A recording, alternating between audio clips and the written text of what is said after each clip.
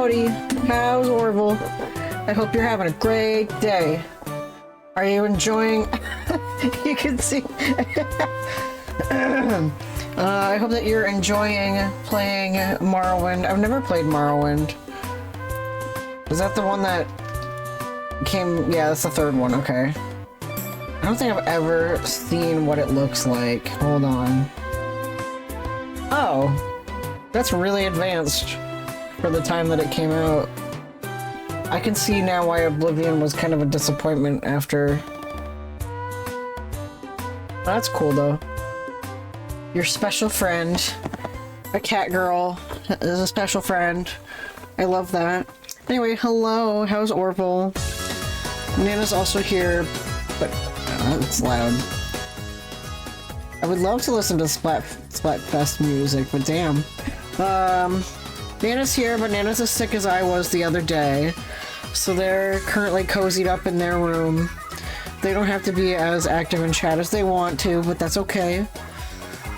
We're gonna try to stay very on task today. As much as possible. Because I'm playing Arcade Spirits, and...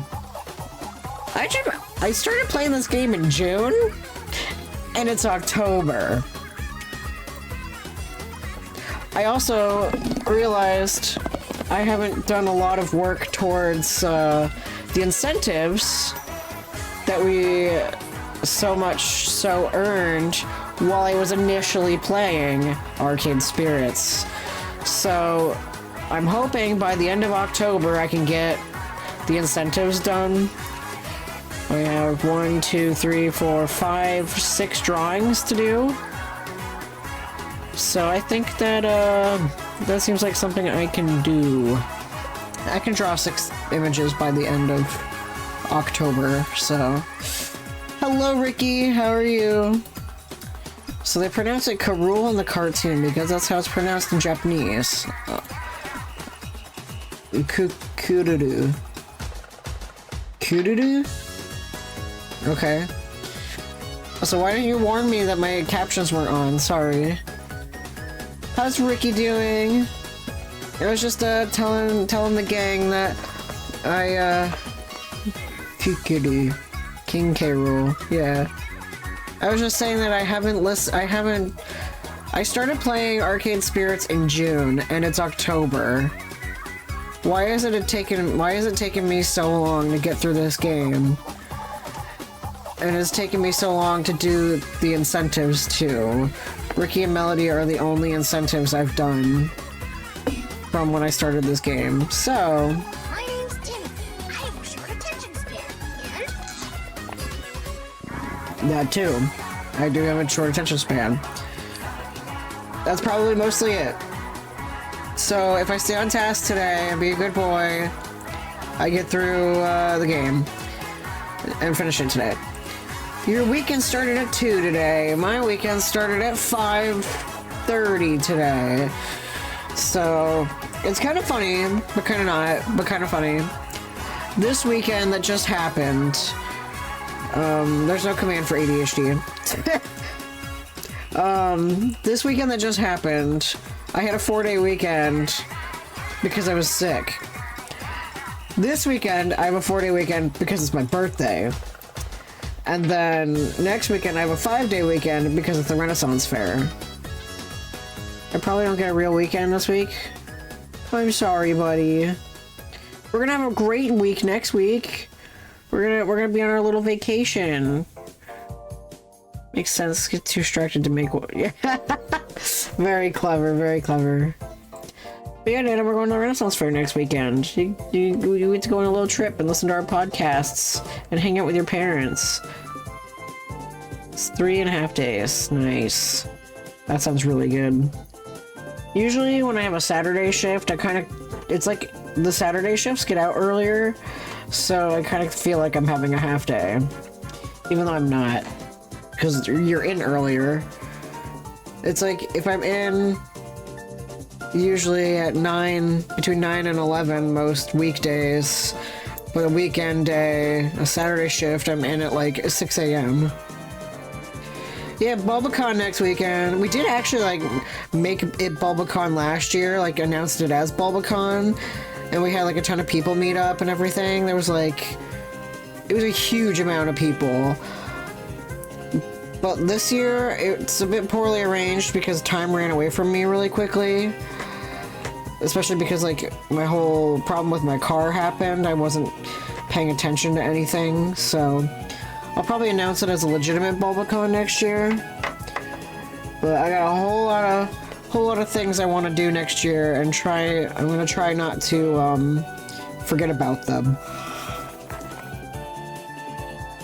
You know, next year I'm just gonna go fucking wild. I'm gonna do it. I'm gonna go wild. But anyway. That'd be really cool if we go to the Ren Fair when you visit. Maybe. But anyway, tomorrow's my birthday. I gotta remember tomorrow's my birthday. Is this the picture I want? No. Why is that picture still in my thing? I want where to go? I have so much stuff. Okay. Tomorrow's my birthday. Check this shit out. Tomorrow, October 6th, from 2 p.m. to 6 p.m., your little guy is gonna spend 4 hours playing Game Boy games. Favorite shovelware games from my childhood. All kinds of fun stuff. I have an official list in the Discord and on my socials. If you want to see what games that I have. It's only 4 hours. I don't have enough time or energy to do a longer little one like I have in the past 2 years. Last year's was 10 hours, and the year before that was 6 hours. Mostly because I just had a marathon stream. So, you know, a weekend and a half ago. And now I'm going to start doing the Zelda marathons once a month. So, let's not get too burned out. That's why we're going to spend 4 hours. I'll probably spend at least a half hour on each game. I spend a half hour on a game. If I really like the game, like I remember it, I will keep playing. Or if I'm really close or something. But that's going to be tomorrow. So hopefully you'll be there, having fun, watching me be a silly goose, and enjoying my birthday. I have a little birthday treat in the fridge, and I'm going to go do all my birthday freebies tomorrow as well, so... But I'm excited. I'm very excited. I wish I had more time to plan, but the Zelda marathon took most of my energy. It's hard being old. Last year's October was wild. It was Bulbtober, and I did events for a solid month. I don't think I could ever do something like that again. There was an intense amount of organization. I am making a meatloaf tomorrow, but unfortunately I don't think it's gonna happen, bud. Sorry. That's okay. You can make me meatloaf when you feel good again. You're gonna get a Zelda tattoo when you finish TOTK. Yes. Yes, I am. I've been planning, what bits are from what game. Maybe I should put that in my spreadsheet. I feel like that would be a smart idea. I have everything in a spreadsheet. I decided that for the last game that that we just played, Triforce Heroes, I'm gonna do a picture of Boppo. Boppo. I am Boppo. But maybe I'll make Boppo look like Link. Let me see if I can. Hi, I'm Boppo. What is that guy? No, this guy, Boppo. Not the shirtless man. Hi, I'm Boppo. There he is. Hi, I'm Boppo. Hi, I'm Boppo. So yeah, that will be that part of my tattoo. Either way, I'm having fun, and I'm really excited. I gotta save up my money. The shirtless man is when Boppo took his shirt off and made love to Drew Pickles. Damn. What a time to be alive. Category Clowns on the Rugrats Wiki. There's Boppo, Mr. Friend, and the Hungarian Man, and clowns in general. Clowns are characters in the circus during Rugrats episode Clown Around. That's enough internet for me today. Hi, how are you, Jill? I love you. We're talking about Boppo making love to Drew Pickles. So, but anyway, I love you, Jill, and I hope that your week with your GF Shell is going wonderful. I hope that Shell is enjoying America as she has previously said she enjoyed. Who are you texting 50 times a day? IDK, my BFF Jill. Tell your BFF Jill that I'm taking away your phone. TISNF. She doesn't fight to keep the phone. She just smacks the phone in the parent's hand. Why didn't she just like run away with the phone, saying like NUCGI? No, you can't get it. Yeah, see, yeah. Because that's how children are supposed to respond to being disciplined. Okay, I was a child who never needed to be disciplined. I'm sorry, I'm just built different, and my parents raised me in the first place to never need discipline. You just do the coy little... Anyway, I need to shave. I am a good little child. I never needed to be disciplined. Is 50 messages supposed to be a lot? Back then, sure. You were too afraid of doing anything to need discipline. I wasn't afraid of doing things, I just didn't want to do anything that would require disciplining. All I wanted to do was sit in my room on my computer.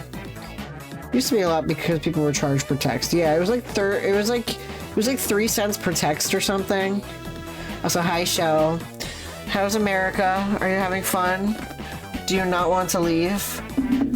Are you flabbergasted by how expensive things are? Are you enjoying seeing your beautiful girlfriend every day and her seeing you every day? Does it fill you with warmth? Do you enjoy being around all those fluffy kitties? I always had unlimited text. I used Cricket back in the day. Yeah, everything wasn't this expensive the last time you were here. Oh, they had Cricket Wireless back then?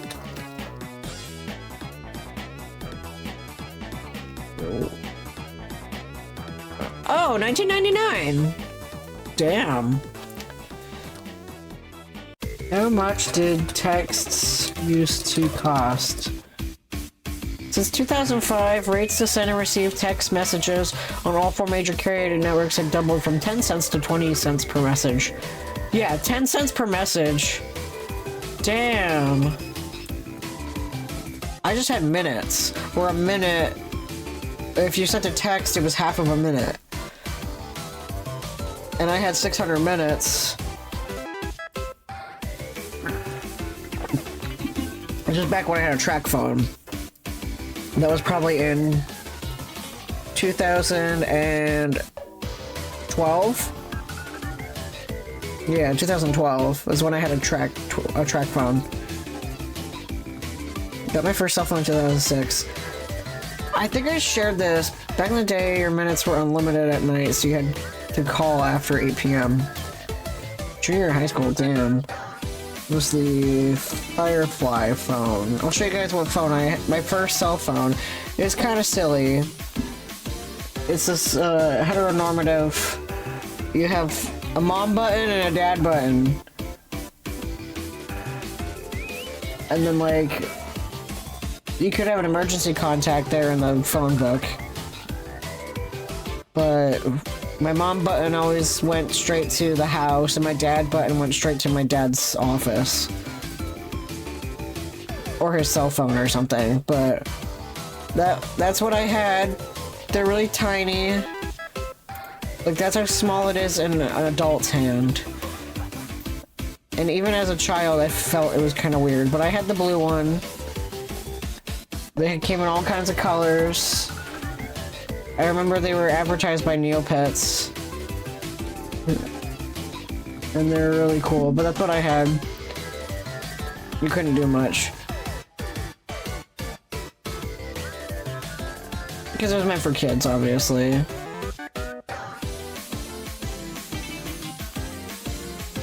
so tiny.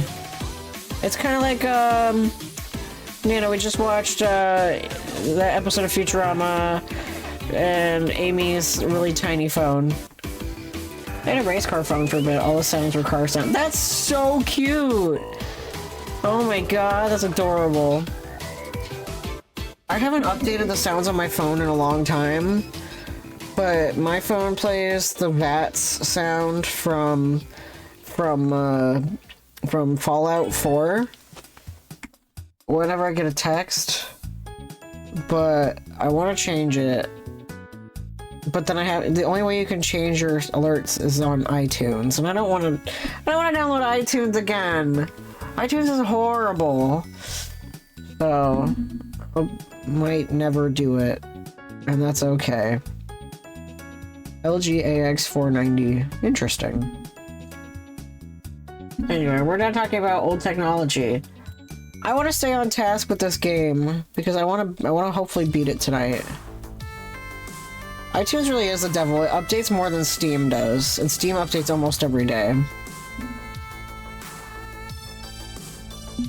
I have an Android and all of my sounds are on a micro SD. Nana's phone... Wait, did I miss a level? No? Okay. I think? Oh, here we are. This one. No. Load.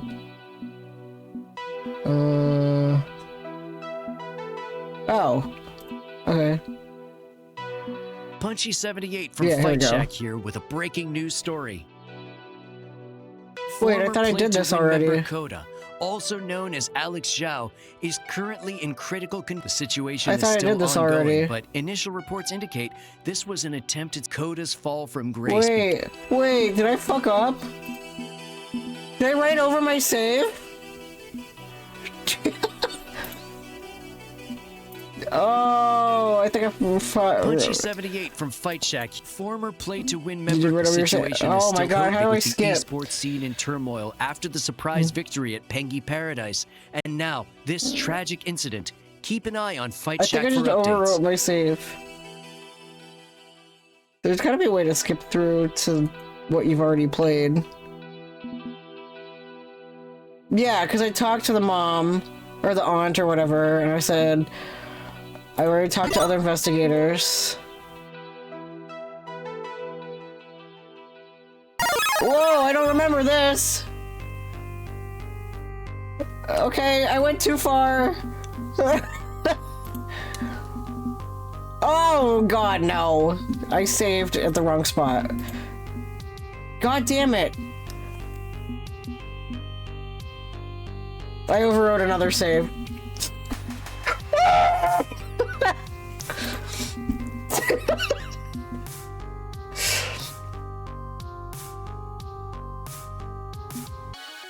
Okay, I'll skip through this chapter. I know we're gonna do great today. I sent in Loxley. And then I sent in Domino because they have good chemistry. I believe in you. I'm so mad. That's true, everyone. Thanks for coming. Yeah, I'm gonna stay on task. Oh,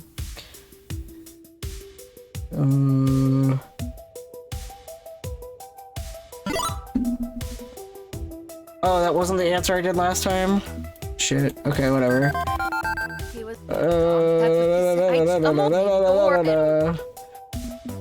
You'll never be alone and unloved. Yeah. Okay. Okay. Okay, yeah. Oh, okay. Wait, what was the question? Go help out Domino. Yeah.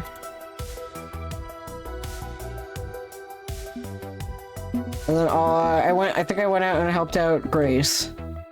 Yes.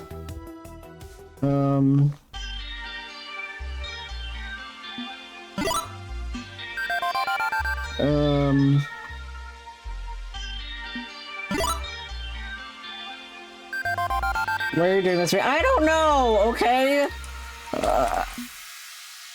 I'm trying my best. I did all this and I'm so upset.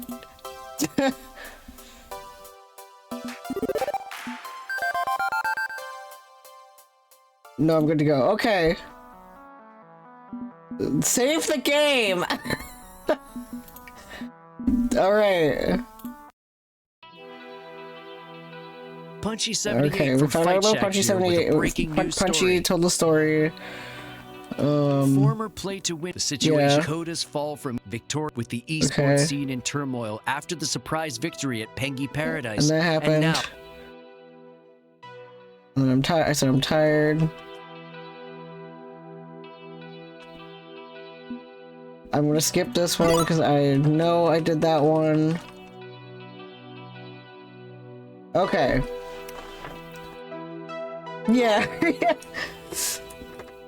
Okay, and then we talked, and then we had, this is new, okay, this is new, we did not do this part yet. And I found love and companionship, isn't that enough? Could that be enough? When has that ever been enough? Oh no, I did do this part, never mind, I forgot. We did this last week, or last time. Because we fought with ourselves. And then we went to the Zapper. We did Zapper ordering the pizza. Zapper ordered the pizza, and it wasn't that hot. And we were under Zapper's first-person scenario. Zapper's first-person scenario, which was cool. She ate the hot pizza and thought it wasn't that hot at all. Nah. I'm doing a speed run. Okay. And then they're like, "Oh, why haven't you talked to my cock?" Yeah, we've been on hiatus. It's me, I'm my cock. Everybody get to work. Here's some really horrible schedules. And everyone was like, "Ew, I hate those schedules." Wait. And then What? she got pissy about it. Are you kidding? All the schedules are not accommodating to people's lifestyles. And it was not very not my cock.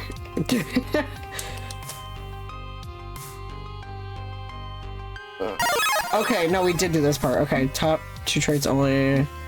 Inspirational. And I believe in us. And we're friends. And we got this. Thank you, Fall Guy J. I thought you weren't gonna be here today. Right, and then we did the montage. This is the montage scene.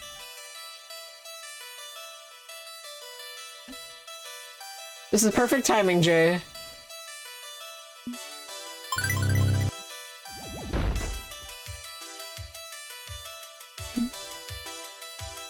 We're doing a speed run because I overwrote my save.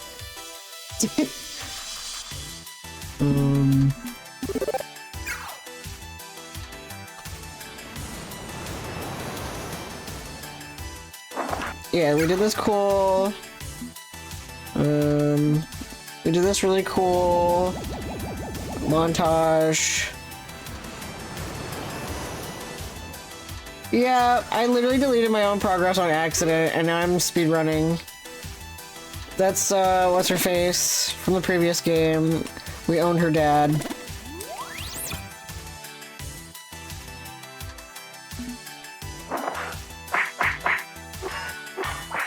Yeah, so I'm speedrunning. And then Zapper called out. Well, this sucks.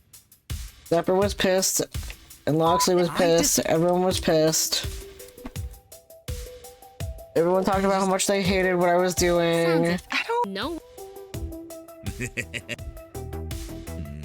Yeah, I deleted his old save twice. And then everyone met me at the bar, and they're like, "Hey, we're doing a union. Unless you start listening to us again. This is Stop playing 4D chess to make us be good. bit. And then, okay. And then I broke down. Said it's all I'm good for. I'm a pathetic burnout.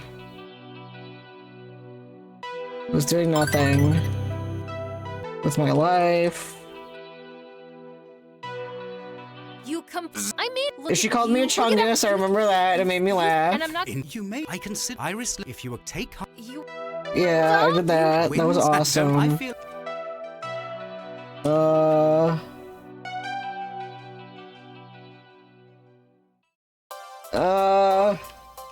And then I said, okay, let's go back to being chill.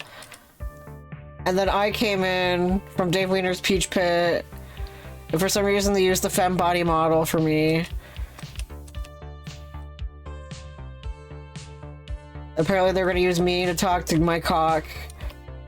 To encourage me from being a dingus. To encourage my cock from being a dingus. Okay. Okay, we're almost there. That's why I want to apologize. I'm deeply sorry for all the trouble, guys. Oh, okay. There's no skip button here, so we made it. I'm gonna make amends, in fact. We'll come out of this better than we were before. More understanding, more flexible. I promise to do my best to make amends. So if you forgive me for my mistakes, I'd like to start anew, okay? Absolutely. We're with you every step of the way. And I think I speak for everyone when I say we're glad to get back to normal around here. Exactly. We'll keep training. We'll fight at your side in the Pro Tour finals, but we'll be more sensible about it. And a child interrupts us as Grace fumbles with her phone. Oh, hang on. I need to take this. Keep going, please. Right. So I think we're going to take the rest of the day off, and we can relax a bit and... My lord, you got a message? Pardon, terrible timing. I'll be right back. Could you, put your phones on mute while I wrap up my big Rally the Team dramatic speech? I've been giving and receiving big emotional speeches all day, and honestly, I'm completely exhausted by it. Anyone would like to get through this one so I can take a nap? Right. Phone on mute. Continue the preaching. We'll take the rest of the day off so we can relax a bit, maybe play some other games. You're on vacation. We're on siesta. You still play FOD2 if we want to stay sharp, but it's no longer a soul-crushing obligation. Let's call this an impromptu vacation. Time we can spend sharing in each other's gaming pursuits, driving, light guns, shmups. Let's mix it up. We did qualify for the Pro Tour though, so we can't take our eyes completely off the ball. I'd like to still take that shot since it's available. So I expect stress levels to go back up when we pack our bags and fly off to join the event. But win or lose, I want us to walk away feeling satisfied. Thanks, everyone. I know things have been rough, but we're coming out the other side of this stronger team and better friends. Let's hear it for balls to the wall. Was amazing.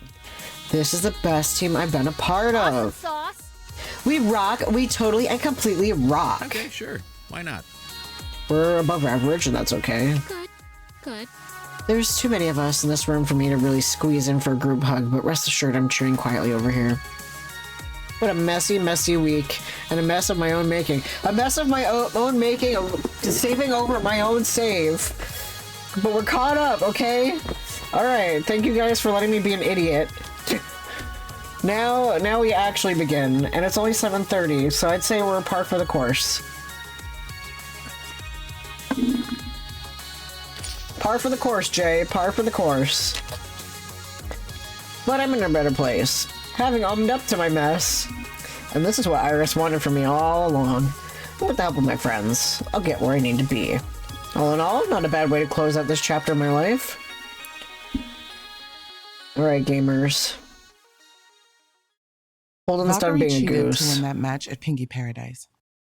Oh. It took time to complete the investigation, but I believe she hacked FOD2 to secure her victory.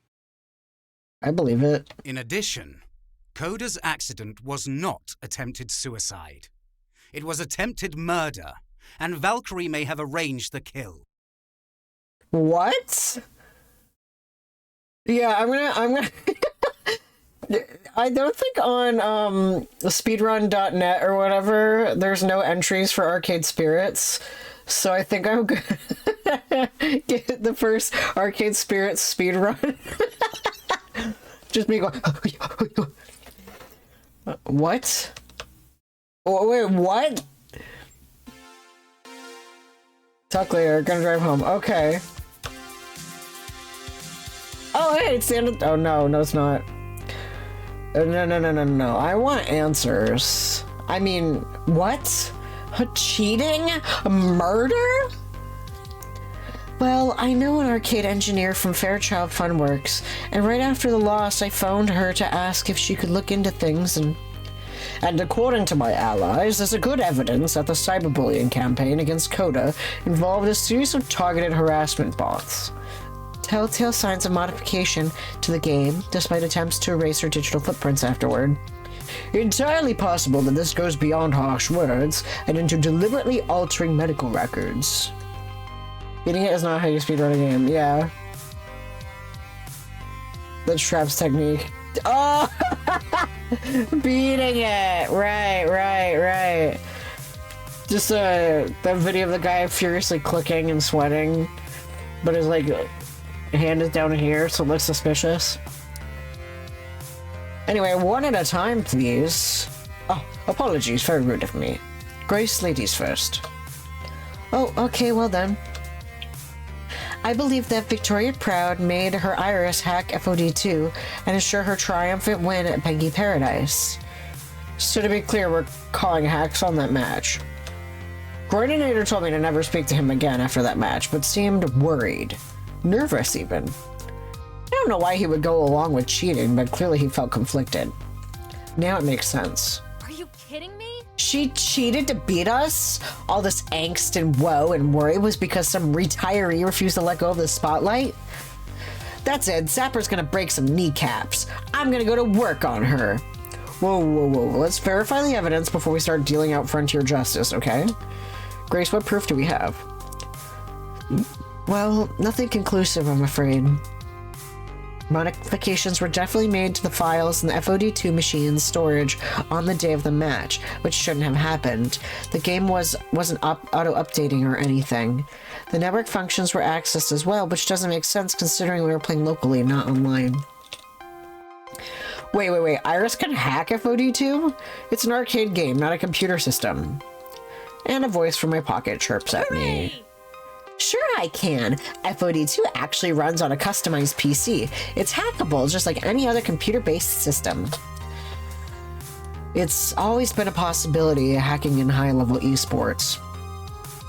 It happens all the time with non-professional games. People install scripts or bots. But we've always thought it's impossible on the pro circuit since the games are locked down so tightly. Switch it up. But if someone could access a game during a match and hack it while it's live without someone noticing, it's possible. But Iris wouldn't cheat. She's this benevolent genie in a bottle kind of app, right? I could cheat if I wanted to. I'd do anything to support my user, just like you've taught me to. I bet Valkyrie's Iris sees things the same way. I'd be happy to help you cheat. Do you want me to do that? Just say the words and it's done. What? Why have you been teaching your Iris, my cock? Let's conveniently forget what she said just now and focus on Valkyrie hack, please. I thought Iris would refuse to work for evil people, but if you could sway your Iris to that point of view, so could Valkyrie. That's like how everyone's trying to get ChatGPT to say that 2 + 2 does not equal 4. Hey, I'm not evil. I mean, I'm not saying you are. Just saying Valkyrie is a master manipulator. She could likely convince her Iris that cheating was somehow a good thing. Now, we can't prove Valkyrie cheated, but all the signs are there. And explain why we couldn't score a single point against her. It makes perfect sense. Yeah, we'll get back to her. Mere words cannot express the hellish mist of absolute rage that has enveloped me. Those are some pretty neat words, actually. This crap will not stand. We are going to expose her, get her kicked out of the Pro Tour, arrested, 1,000 years in the dungeon. Mr. Electric, send her to the principal's office immediately. I'm afraid it's not so simple, my cock, considering how far she's willing to stop her rivals. A bit concerning, that. There's the not-so-small matter of what she did to Coda. What she allegedly did to Coda.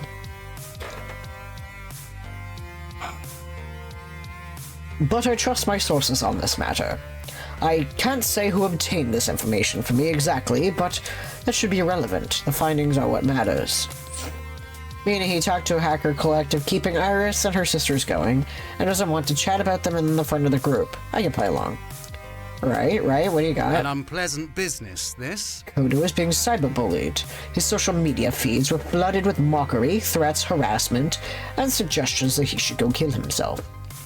But after further investigation, more than 2/3 of those accounts attacking him turned out to be bots, falsified accounts with recognizable speech patterns. And in light of Grace's revelations, likely those bots were set up by Valkyrie's Iris. What? It gets worse. Someone hacked Coda's medical records. He was taking antidepressants, but his prescription got cancelled and all his records of mental illness were wiped. Most unfortunate. He tried to get refills of his medication, but was denied every time. And eventually, Coda went off his meds. Psychological collapse followed. I should have spoken up.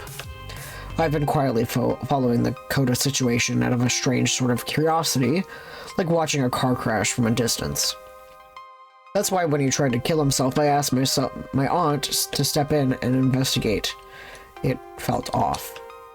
If I was going to murder someone, that's how I'd do it. I'd find their emotional weaknesses, exploit them, and then let the problem solve itself. But an Iris almost killed someone? Seriously? What sort of twisted code of ethics is Valkyrie teaching her Iris that she'd be willing to go that far? Domino's right. But this is too indirect to accountably be considered murder. Valkyrie and her Iris simply arranged to push Coda over the edge. He was already in emotional peril after we humiliated him in front of the internet. An encouraging push isn't illegal, technically. That's the real reason Iris was banned. Because of the threat that it caused to others, and that others were using it at wrong reasons. Thank you, Hawkward. I do love this game. I haven't beaten this one yet, but thank you for coming on in. I hate water, especially wet water. I'm still trying to get over my cold. It's almost gone. I feel like the more I talk, the more mucus shows up. Man, what is that icon? Oh, it's a crown. Okay. Also, I love your t-shirt. It says Proud Gamer. I think I got it at either Spencer's or Hot Topic or Box Lunch. They're all run by the same company, I think. But thank you. I appreciate it. Yeah, it's Cashew. He was already in an emotional peril after we humiliated him in front of the internet. An encouraging push isn't illegal, technically. Oh, Hot Topic isn't a thing here. I'll have to see if anywhere in the UK does similar. I didn't know that. I thought Hot Topic was like everywhere. How do the goths get clothes? How do the baby goths get clothes and fandom stuff? That's so wild. That's wild to me. I hydrated, thank you, Jay. Cashew was trying to fix me. What was Cashew trying to do? I'm so confused. But to me, this was murder. Punchy78 warned me. He warned me Valkyrie held grudges and never let them go. Coda embarrassed Valkyrie. She was going to let that slide. I could easily see her asking her Iris to mess with him, to teach him a lesson. Oh, okay. I'm pretty sure it's illegal. It might not be legally murder, but that doesn't make it legal. Yeah.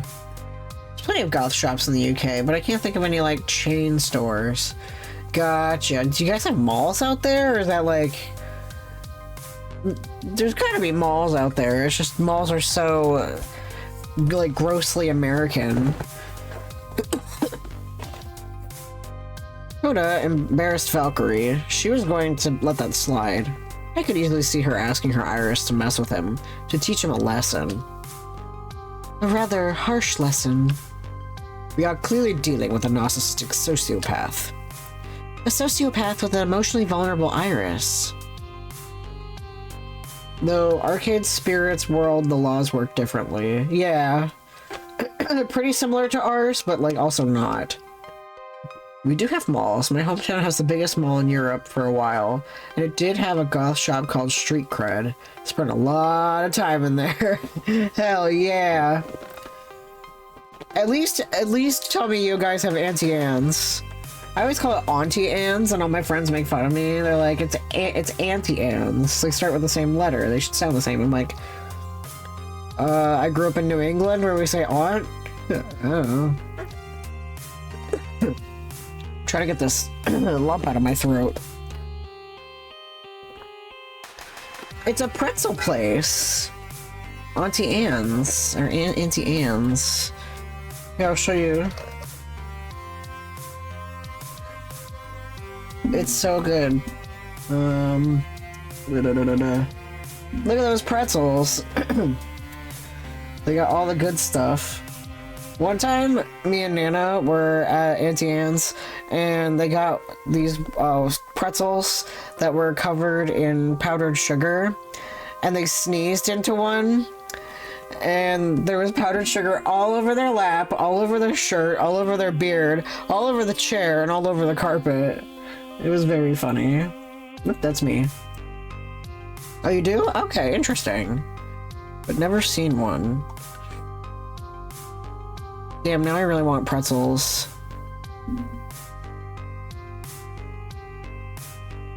This looks amazing.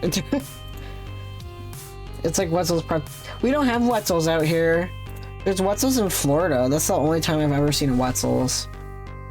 We only got Krispy Kreme a couple years ago. We don't have Krispy Kreme where I'm at. Like, we have Krispy Kreme in America, but just not in this area. I think the closest one is in Pennsylvania. No way. Krispy Kreme's stock name is DNUT. D-Nut. We have Krispy Kreme and Dunkin' in Des Moines. I mean, we have Dunkin' here, but, like, I hate Dunkin'.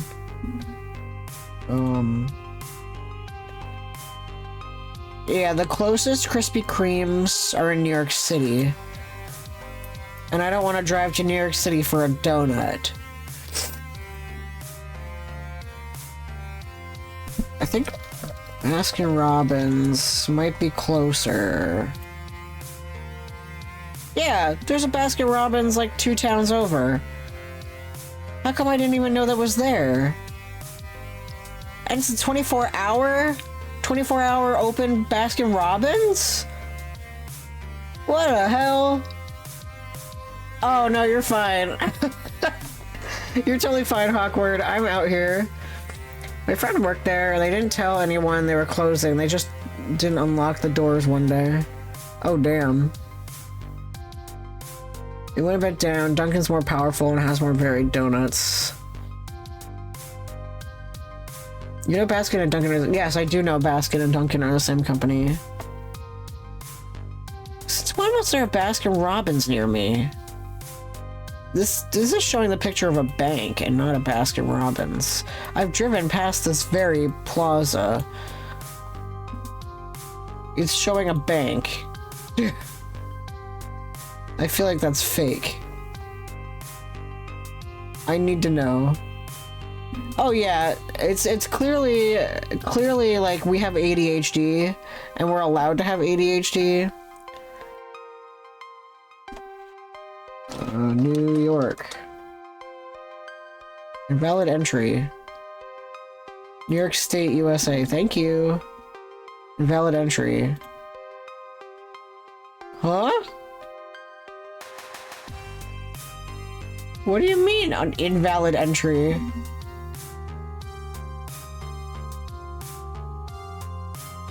What? There's one right near... There's one in the town west of us? Huh? Oh, they're both closed. They're both temporarily closed, which means they're permanently closed. Anyway, I also have ADHD. Sometimes I can tell chat wants me to shush. I don't want you to shush. You had Wendy's for the first time? That blows my mind. I don't know if Shell's still here, but Shell's visiting America from Germany, and she always gets shocked by all the things that we have. But she's out in Iowa right now, and there's a lot of stuff that we don't have here. But yeah, we're all neurodivergent. I get derailed often. If I get derailed from the story, I don't get mad. So... I almost bought Wendy's today, but I decided to get a gas station sandwich, because I gotta live my inner bachelor life. We went to Hibachi on my birthday, and her mind was blown. I still have not been to Hibachi. Once the Hibachi place down the street is open, I'm gonna go. I'm really excited. They're also opening another taco shop. That'll be like the third taco shop on this street. I'm just like, damn, this town and their artisanal tacos. Anyway. Good to know, yeah. I'm gonna get derailed as much as I want, even though I want to finish this game today, because I've been working on this game since June, and it's October! I was jazzed because I asked for extra serving of veggies and they didn't upcharge me. Hell yeah. I love veggies. Anyway. Sociopath with an emotionally vulnerable iris. So, Valkyrie's entire Return to Glory storyline, coming back from retirement and putting her enemies down in the process. Yes, get to work, Hawkward, get to work. I don't want to distract you from the work you need to do. If Melody wasn't stuck doing homework tonight due to tomorrow morning, we'd be going happy hour. Oh. Good luck with homework, Melody. I love you. So Valkyrie's entire Return to Glory storyline, coming back from retirement and putting her enemies down in the process.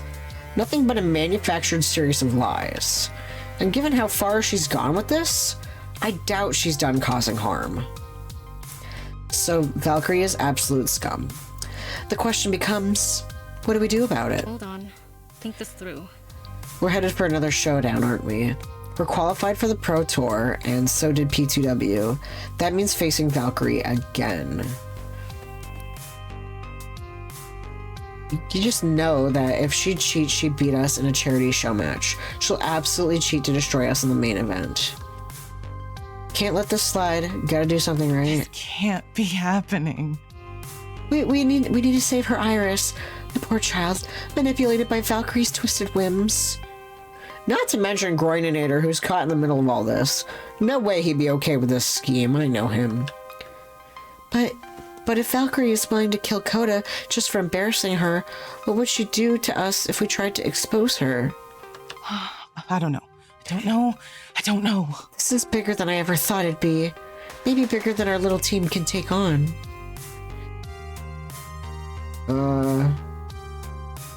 I don't think we have a choice. We have to act. I don't really think we get a say in this, folks. We're both going to the Pro Tour. We're going to face her again, and she'll certainly hack our match. If we don't act, that's basically giving up before we've even begun. As you wish. Then so we will act. So be it. What's your plan for exposing the crimes of Victoria Proud and toppling the throne of Team Play to win? How will we be her, you ask? Simple. I have no idea, but I'm hoping it'll be simple. Oh, it's quite simple, actually. We just need to install Packet Sniffer and Cheat Detector package in FOD2 machine, and it'll detect when her iris hacks in. Great. How do we do that? Well, I guess we convinced the Pro Tour organizers to install custom software of my own design and trust when it says Valkyrie is cheating? Maybe this isn't so simple after all. I don't think one little newcomer team, especially one that was beaten by P2W in the past, will be able to convince them. So So we require leverage, something that will give us credibility, or at least a position of strength to be allowed to expose Valkyrie. This is gonna take some planning, but I think we should give the packet sniffer and stuff to Punchy. He's got leverage. Given I've been through the emotional ringer today, my brain is shutting down. Can we pick this up tomorrow? I'll consider options and get back to you. Of course.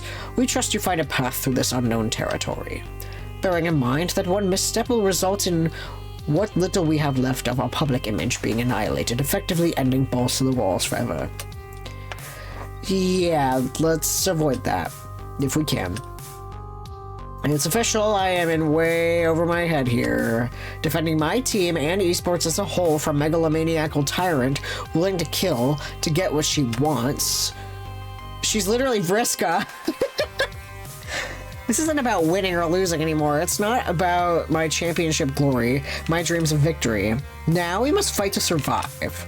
And if I can't find a way out of this situation, it'll be end of balls to the wall, and possibly my life. Okay, now we enter the chapter. Okay.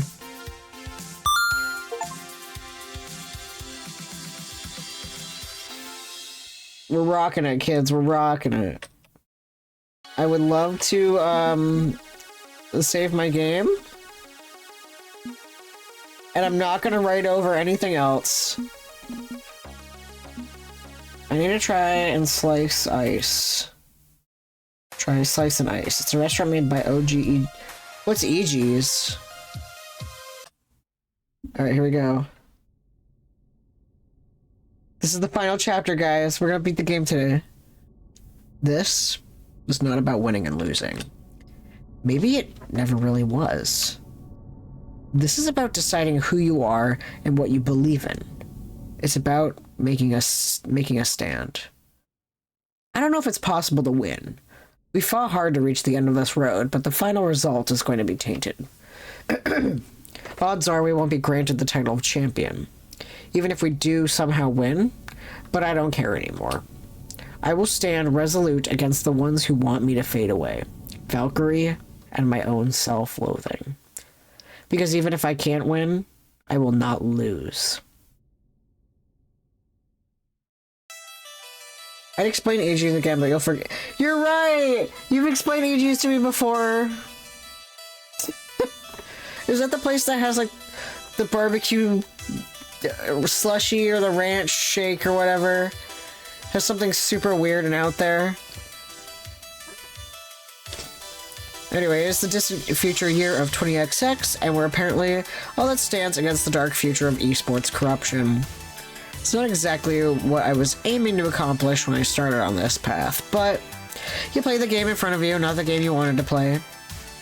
Valkyrie's forcing her Irish to cheat at FOD2 so she can rise all the way to the top. What's more, she's proven ready and willing to hurt anyone who stands against her. Naturally, I've chosen to stand against this. Like a fruit icy, but better. Okay. Not a smart move, but my continued well-being, but if I care one whit about fair play or even human decency, there's no other option. But we can't just call hacks on her. Nobody would believe us. We need evidence, and we need to sway the Pro Tour organizers to hear that evidence. Not a task that Balls to the Wall can accomplish alone. We're going to need leverage. But before I can arrange any sort of leverage, it seems that I've got one last task on my list to take care of. Temptation.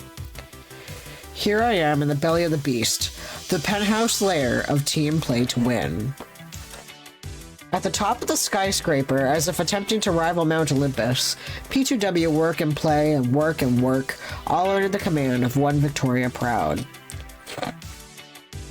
Valkyrie, coach, manager, owner, cheat, swindler, arguably an attempted murderer. And of course, our players have private rooms.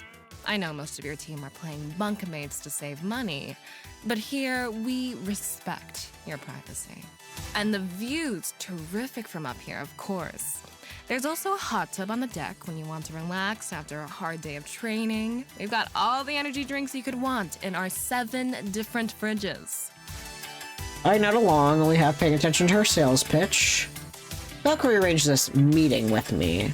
And while I have my guesses as to why, she's happier to give me the tour first. None of it sways me, but I pretend to care as she lists so many perks of being part of P2W. Flexing her power and wealth before we get down to business. And of course, we're well stocked with products provided by all our sponsors. So we're never lacking for gear or snacks. I sense you're not amused by our humble abode. You want to get on with business, yes? Okay. Tour over. Let's talk. She pauses, letting the whole aura of the place sink in and entice me before speaking. I invited you here today for one simple reason. I want to recruit you. What? I know. We've been at each other's throats since the start of this. We're destined to face each other in the finals. So you're thinking, why would Val extend the olive branch? Oh, they're play to win, but they seem like they're paying to win. And they're gonna pay for it, all right. I'll tell you. The fact of the matter is that you're going to lose the championship. Because you're cheating. Remember, I told you we'd beat you at Pengy Paradise, and I wasn't lying. This is no different. You can't win this one. This can't be overconfidence. She's going to cheat. This time we're ready. We're gonna set the trap and bait her into it. When she cheats, we'll be ready. But why offer to hire me for her team if she knows she can stop us easily? May as well just ask. I don't get it. Why? Are you hoping I'll back out of the tournament? No, Play to Win needs to defeat your team in a fully sanctioned and official match. Until now, we've only beaten your team in unofficial show matches. And I want it on record.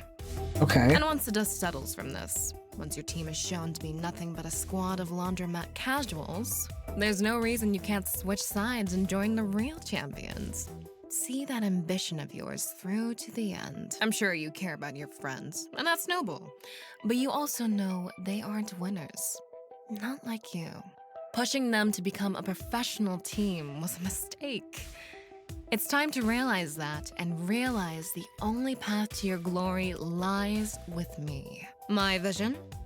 After you lose the finals, your team disbands and you join me. Everybody wins. Sound good to you?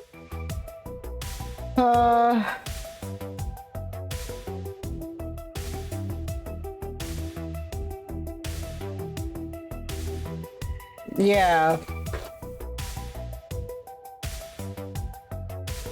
I'm where I belong. You got a pretty clear pecking order in your mind of where friends and I belong, but I don't care if I win or lose anymore. As long as I'm with my friends, I'm happy. Boss of the Wall is here to stay, and if we never win a single match, I already have everything I want and need from life. You've got nothing to offer me, so with respect, no, I'm not taking your offer. Well, that's disappointing. I thought you were ready to do what it takes to realize your dreams. The glory was never my dream, it just took some time to realize that. Fine. I see we can't come to terms, it's a pity, but I did my best. You can go now. This meeting is over. Obligingly, I turn to leave. But there's one more thing I could do. It's risky. It's possibly a terrible idea, honestly, but maybe it's the right thing to do.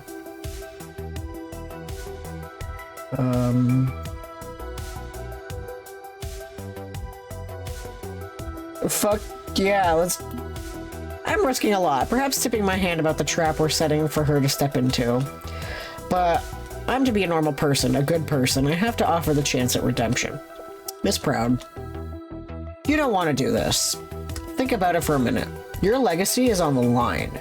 You're risking every legitimate accomplishment you've ever had.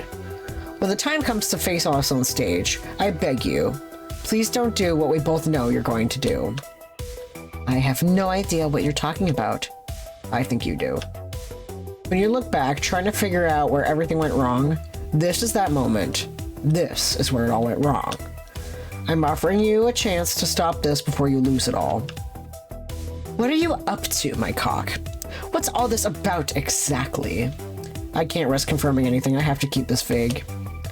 When we face each other again, I trust to do the right thing and let fate decide who will stand and who will fall. Until that day, Miss Proud, I take my leave. I hate water. She knows what I'm talking about. Yeah, Nana, drink your water. She knows what I'm talking about. She orchestrated all this, and now, hopefully, I've planted a seed of guilt that will grow. Maybe when we fight on the grand stage, we can see who will win and who will lose by skill alone.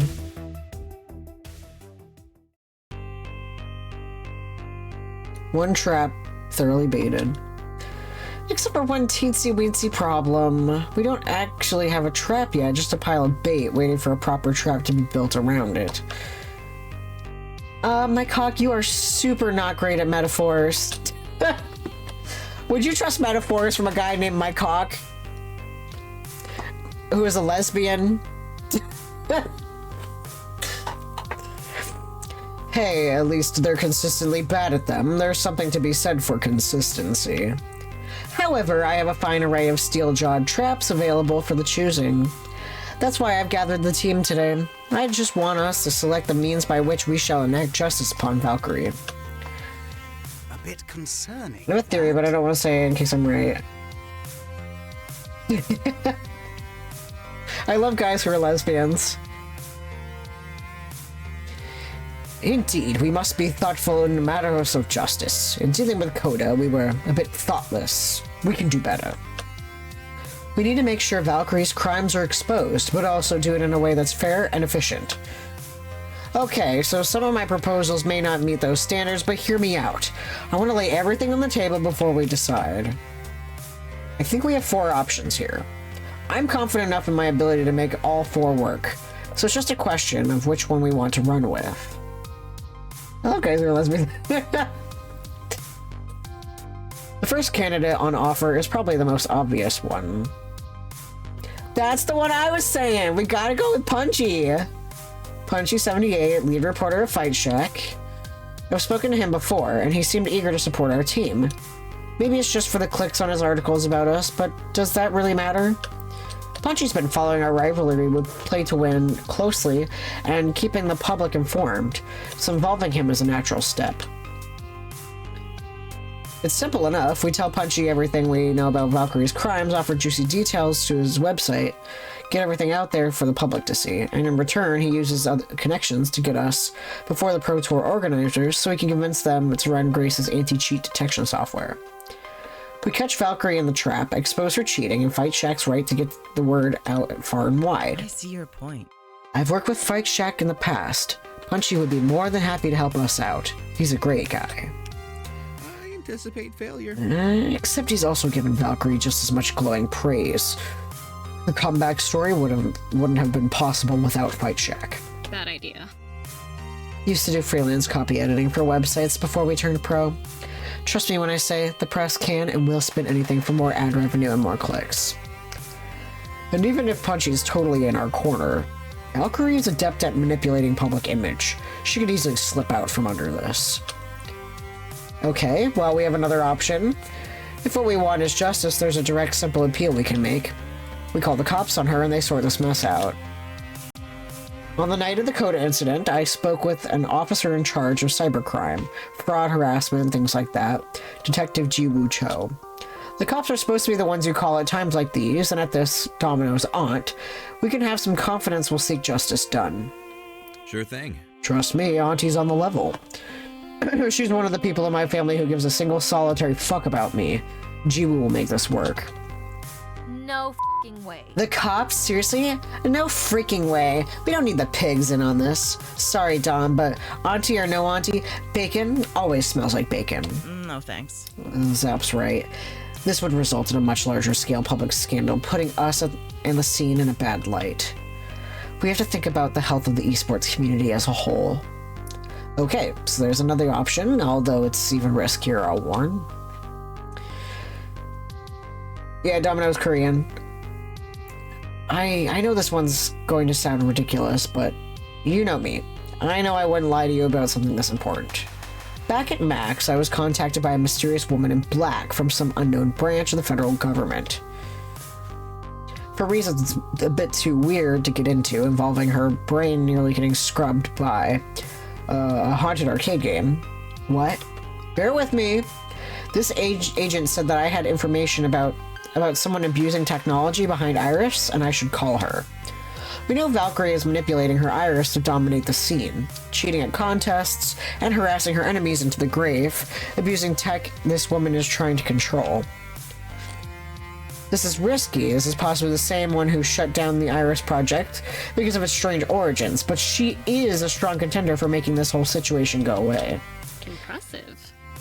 Something keenly appealing about Valkyrie vanishing into some CIA prison, assuming this supposed mystery woman is CIA or NSA or FBI or whatever. Trust you when I say you aren't making up this weirdness, and I'm in favor of a measured but risky play. I say, why not? Why not? Because that's the woman who nearly murdered Iris. My cock is right. She was involved in the shutdown, and now we want her to handle someone abusing an Iris? We can't risk it. She's the one who demanded Iris be killed. She's the one I've been scared of. The reason I haven't been involved in Iris's life. But this is a two birds, one stone situation. I've thought this through. In return for offering up a criminal abusing Iris's technology, we can negotiate a peace treaty. Get her off of Iris's back. This could be good for both Balls to the Wall and the Iris Collective. A long shot, an extremely long shot. I have my doubts about this, my cock, and I believe you know why. I can do it. You turn me loose and you see what I can do. We play our cards right, and we can secure justice for Valkyrie and justice for Iris. And that brings me to the final option. Yeah, exactly. I don't trust the second and third option at all. I'm always down for the press, even if they can flip words. Now this fourth one, I don't know what's going on. The most extreme of the bunch. We have an in with the team that's running the Iris Collective. A gang of justice-minded hackers. My cock. This is going to mean outing Loxley to the group, but maybe it's time. If we're going to have our best chance at righting these wrongs, it has to be done. This isn't time for cloak and dagger. It's high time we put all our cards on the table, Loxley. Do you agree? Huh? I see. So be it. For the glory of Balls to the Wall and justice for itself. I'm involved... Oh! The ghost monsters were the crowd from the last game.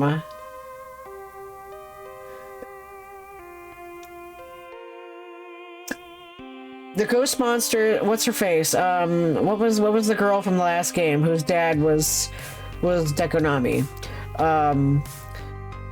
She was in a gang called the Ghost Monsters.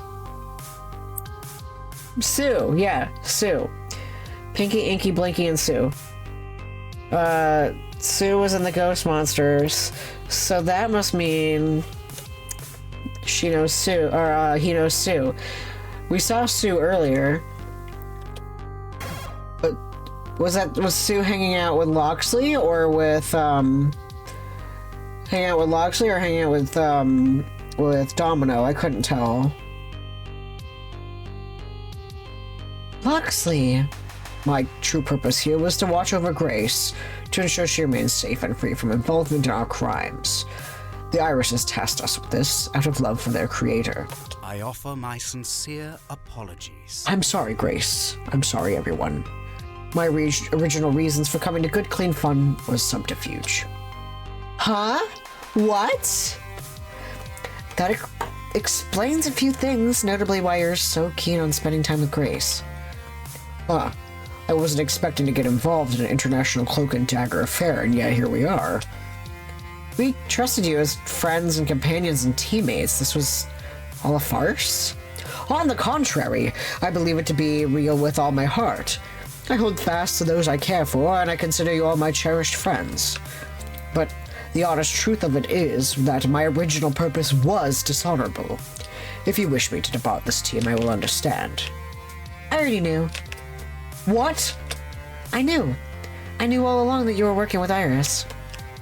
I am very smart, you know. That's wonderful. But I also knew you did it out of love. Love for Iris.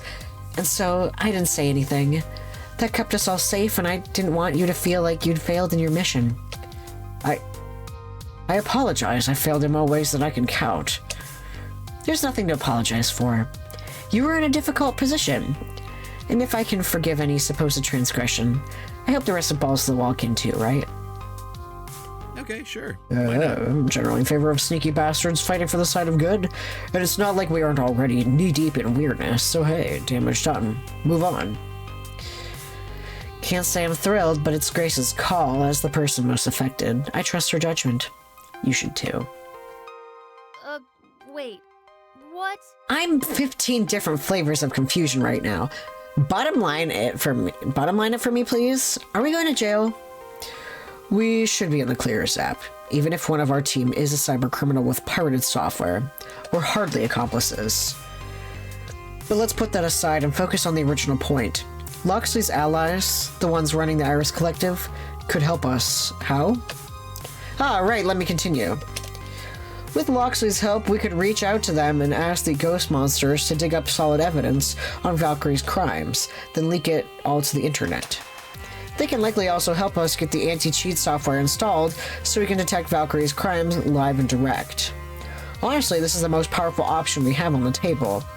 It sinks us deeper and deeper into the wild conspiracy, but it's a strong win.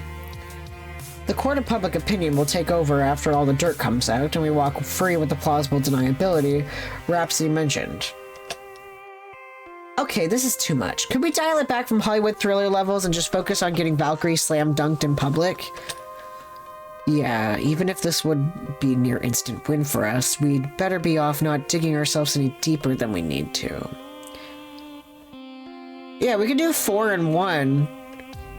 Like, both of the... Yeah, mix 1 and 4. Those are both perfect and could easily be done. Like, I could do the work of 1, and he could do the work of 4. Also, hello! We got the 2 Rickies ready to party. How's it going? We're trying to stop crime with other crimes.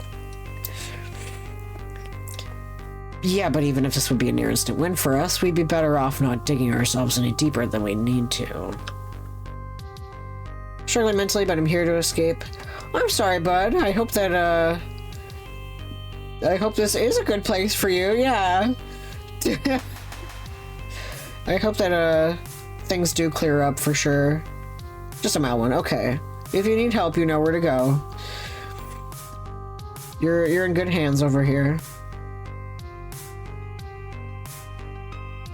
Yeah, this is a really good game. Definitely play the first one first. That's okay. I knew what you meant. I was just like...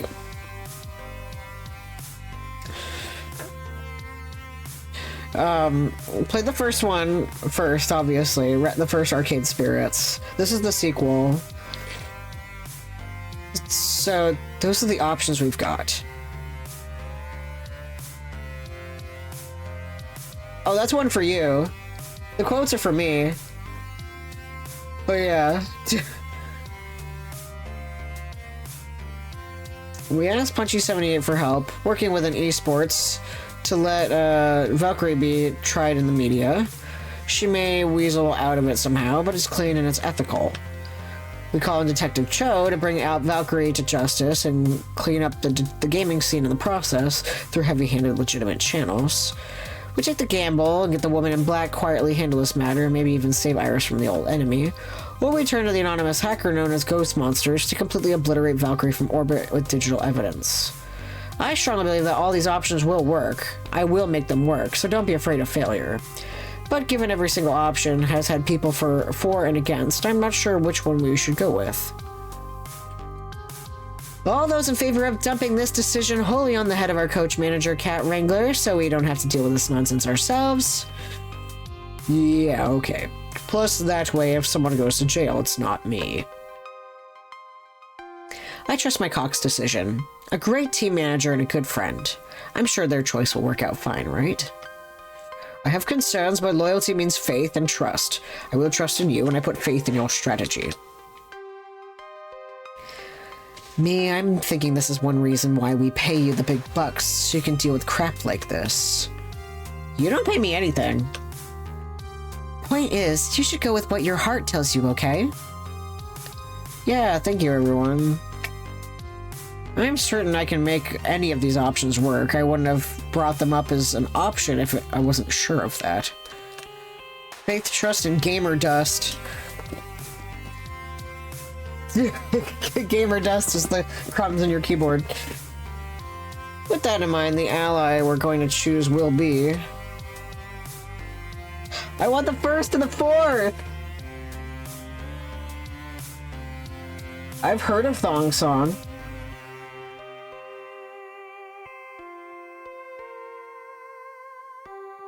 Oh, I want the press and I want ghost monsters. She won't expect ghost monsters though, that's the thing.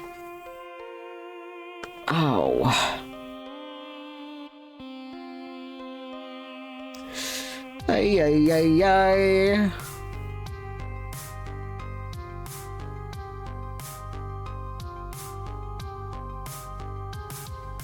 But they said we could do all of them, possibly. I kind of want to go anonymous first. It sounds very dramatic, and I'm kind of excited. Yeah. I think our best bet is Loxley's hacker buddies. All we need to do is expose her sins. They don't need to go through official channels to get that job done. It also gives us plausible deniability. When everything goes down, we won't be the ones airing her dirty laundry. A fine line to walk, and I'd like to not repeat the mistakes of shaming Coda. We add true sins and true sins alone. Not simply grievances that grant us advantage. I'll need to make some arrangements. My allies won't reach out to you directly. I can play man in the middle. Okay, we'll take care of this together. No need to involve anyone else on the team. I could help. Iris is my creation and they're protecting her. I wouldn't suggest it. If this doesn't end as cleanly as intended, I'd rather you not get caught up in our mistakes. I suppose I shouldn't risk involving myself. Not after Loxley went through such lengths to keep me safe from all of this. Be careful out there, please. I don't want either of you getting hurt. We'll be careful. Promise. I shall make some calls. This won't take but a moment. Maybe I should have gone with a safer option. I would not have worked with the cops. Might have talked to the press, but Valkyrie could have slipped out from under us if we tried to play this safe. I want to put this to bed. Show the world what she is and let the chips fall where they may. Chips. Within an hour, Loxley informed me that the meeting was arranged, a clandestine gathering behind good, clean fun. No way his allies would expose their actual location to me, nor did they really want to know where Iris's servers were housed. The less I knew, the better. So they're called ghost monsters, really? Like the Pac-Man ghosts? You merely adopted the arcade, Wycock. We were born into it, molded by it. Favorite kind of chips? That's a very broad question because there's so many kinds of chips. If it's baked chips, I like the baked sour cream and onion. If it's regular chips, I like barbecue. I like the sun chips. I like the regular whole grain and the cheddar cheese equally.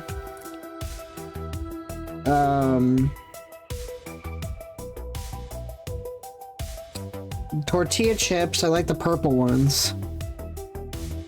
And Doritos, I like the blue ones. I really like veggie chips. Oh, the beetroot is the best part of the veggie chip. You're so right. Oh man. I'm gonna buy snacks tomorrow for my birthday. I don't care. I'm gonna buy so many snacks. I do like pickle chips, but I like barbecue chips more than pickle chips. Yeah, Orville, you do seem like a plain salted Lay's kind of guy. My dad's that way. He orders just the plain, boring, yellow bag of Lay's chips. I'm just like, wow. But more than chips, I'm a pretzel guy. I like pretzels more than chips. My favorite are the butter snaps.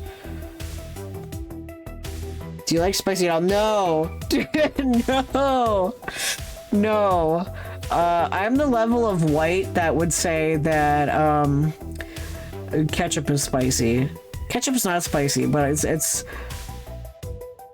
you can't. Yeah, Lay's is called Walkers. Okay. I used to live in a town that distributed Lay's. I don't live there anymore, but I would recommend the Sweet Southern Heat barbecue. Yeah, no. If I go and get wings, I get my wings with nothing on them. It's tucking chips on their own. It's probably... Cheetos aren't chips. Cheetos are different. Those are puffs. Spicy nacho Doritos. Ugh. Hell yeah, on the 900 words. I had a great idea for writing and I was gonna write it today and then I was busy at work. So I didn't write. But hopefully I have time to write at some point. Mango habanero. Pringles are alright. I think I ate too many Pringles as a kid. But my one talent is that I can fit my hand in the Pringles cup. In the whole tube. In fact, okay, let me see if I can find a picture of these.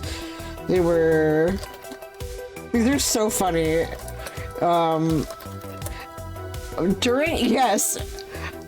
the pandemic, like during lockdown, my roommate and my ex-roommate and I bought these. Roasted turkey Pringles. And they literally taste just like turkey. Like, you take a bite and you're like, what? And then I'm gonna beat this game today. I will! Give me a second. At first you're like, ew, why does this taste like meat? But then it's like, you can taste the skin and the gravy and you're like, what the hell? Also, Nana, it's only 8:30. I'm fine. I'm so white I didn't have onions until I was 16 because my mom thinks they're too spicy. It's okay, I didn't have tacos until I was 23. Or no, 25. 25 was the first time I had a taco. Tacos are great.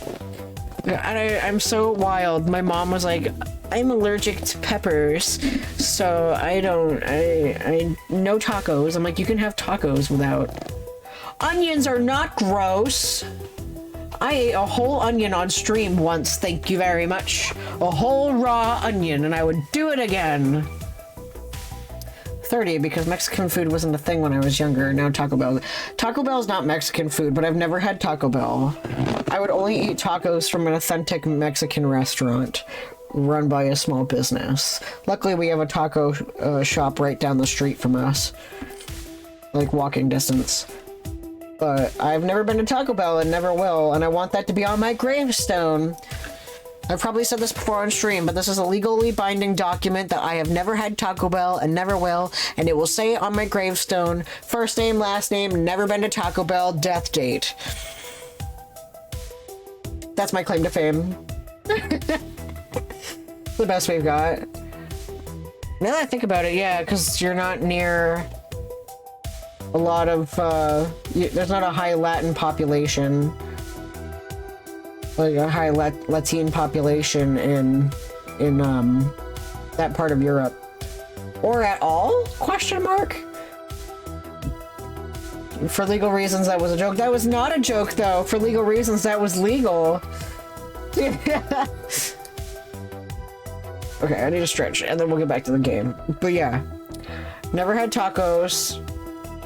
Never had tacos until I was 25 during lockdown. Orville, I'll miss you. I'm sorry you'll miss the end of my cock. I'm so funny. No, but we have a lot of African Indian cuisine, but not Latin. That makes sense. Especially because, like,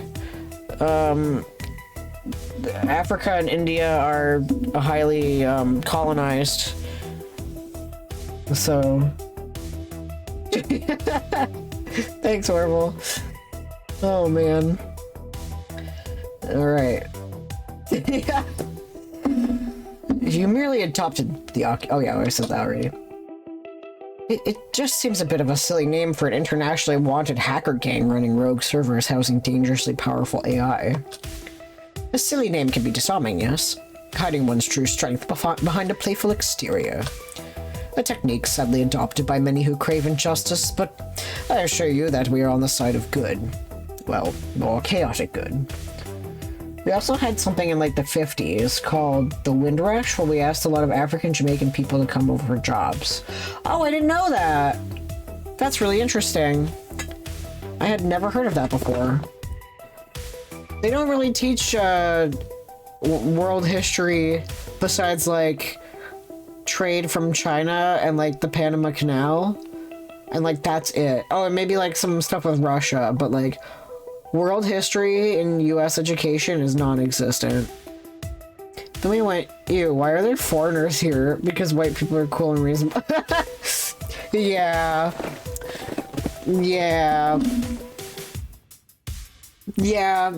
It's kind of like that though with like New England parts of the United States. Like, I grew up in Vermont, and that state is 98% white, or at least it was. It was not a good time. The things that people would say. So what you're saying is not something new to me, unfortunately. But now I love living in New York, where it's super diverse. And I'm learning so much every day. Like halal food? I've never seen a halal mart until I moved to New York. It was very interesting. And I still have yet to have halal food, so I think that that's something I would like to try very soon. And whom are we meeting with? Me. You're meeting with me. Ew! I'm so excited. A young woman, probably a few years younger than me, slips out of the shadows of the alley. Could have been standing there the whole time, for all I know. So, this is your team's cat herder? Indeed. Huh. Expected you to be taller. I kind of want to see Jamie with her hair like that. I think Jamie would look cool with lavender hair. With, like, black streaks in it.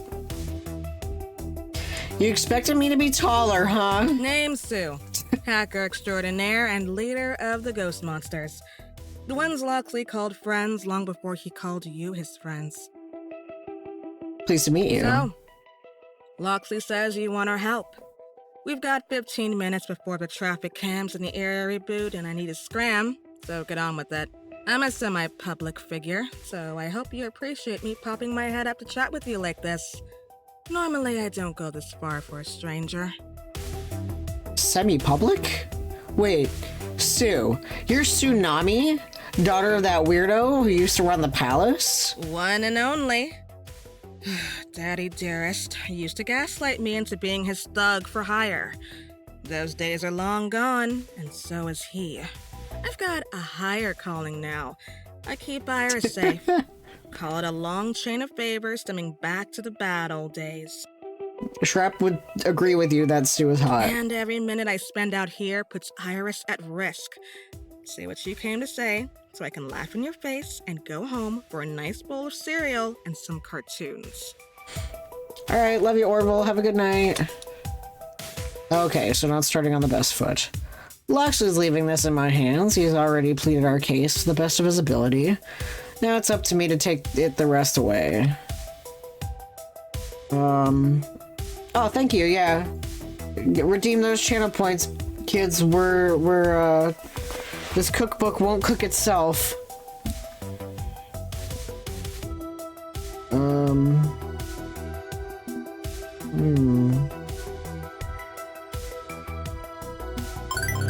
Are you aware of the situation with Team Play to Win and its coach Victoria Proud? Yeah, Loxus told me all about your little playground rivalry with Valkyrie. I'm afraid this is worse than who got picked last for the game of dodgeball. She's not only cheating, she's using her iris to harm others. Valkyrie's iris hacked into the medical records of a former player just to spite him for humiliating her in public. Hi, Shrap! We are currently... Do you remember Sue from the last game? Tsunami, daughter of Dekunami. So Sue is the, leader of a hacker group that, leader of the hacker group that Loxley is in. And we're gonna hack in to Valkyrie, we're gonna hack into Valkyrie's iris because, Valkyrie has been, revealed to have been hacking things. So, Valkyrie's Iris hacked the medical records of former public player just to spite him for humiliating her in public. He lost access to his antidepressants and then he played in traffic. Not how I put it, but yes. Yes, see, normally I tell you this sort of thing is beneath me, unimportant compared to the safety of Iris, but that's the worrying part. Sue ponders the implications of that for a moment. Fortunately, she comes up smiling, nodding an affirmative at my reasoning. Fortunately for you, the Iris Collective agrees that something needs to be done, and they're cool with me helping you out. We'll dig hard into Valkyrie's past, pull out every single dirty secret she's hidden away from the public eye, package it up nice and neat, blast it wide after she's caught in the act. But the real prize for us is saving a vulnerable Iris from her influence. We can't determine which Iris is the one Valkyrie's gaslighting and treating like crap, since they're all individually encrypted. So while we're dealing with your schoolyard bully, we'll also be trying to trace the individual Iris. Get her the help she needs after all the smoke clears. You utterly bury your rival's reputation, we keep the collective from being harmed, everybody wins. Really? Great. Not so fast. There's a price tag for the service. Sue, I know we discussed this before, but are you certain that... Absolutely certain. It's gonna be 50K. Thing is, friend, thanks to loose lips on Loxley here, you know way more about our operation than you're supposed to. Not all of it, but enough to be dangerous. I don't think she had the lisp in the last game. I don't remember. But maybe she got knocked in the teeth. I don't know. Or they couldn't get the same voice actress. But either way, I don't care. I don't like half measures. I like things simple and clean. Simple and clean is the way that I'm making you feel tonight. So, if you want the ghost monsters in your corner for this, you join the ghost monsters. You become one of us, working for the good of the Iris Collective just like Loxley. You'll have freedom to run your silly little gamer club any way you want. I don't care about that. But now and then, we may call on you to do a service for Iris. Won't always be easy. You'll have split loyalties just like Loxley, but at the end of the day, you'll be helping make the world safer for Iris to live in. And better for humanity as a whole. No more dipping your toe in this conspiracy when it's convenient for you. You go all the way or none of the way. So, we got a deal? Yeah, sure, that sounds amazing. This is not what I expected, but I've been wrapped in conspiracy since the day I approached Loxley demanding to know the truth about Polybius, haven't I? If I didn't want to get involved, I couldn't have let that slide. But I wanted the truth, and I wanted the full truth. I need to go all the way. Sign me the fuck up! Considering a bunch of knowledge up in my noggin would be considered massively illegal, I'm guessing this is the next logical step. You know what? Screw it, I'm in. Give me my official team jersey and teach me your secret handshake. We don't have uniforms. Well, not anymore. Maybe it's a bit too easy to spot, and the only handshake I know is giving people the finger, so yeah. But good to see you're on board. Consider yourself part of the Ghost Monsters Auxiliary, then. Might be nice having someone with the inside dirt on esports. Guess this means you need a code name, and we're fresh out of Pac-Man ghosts.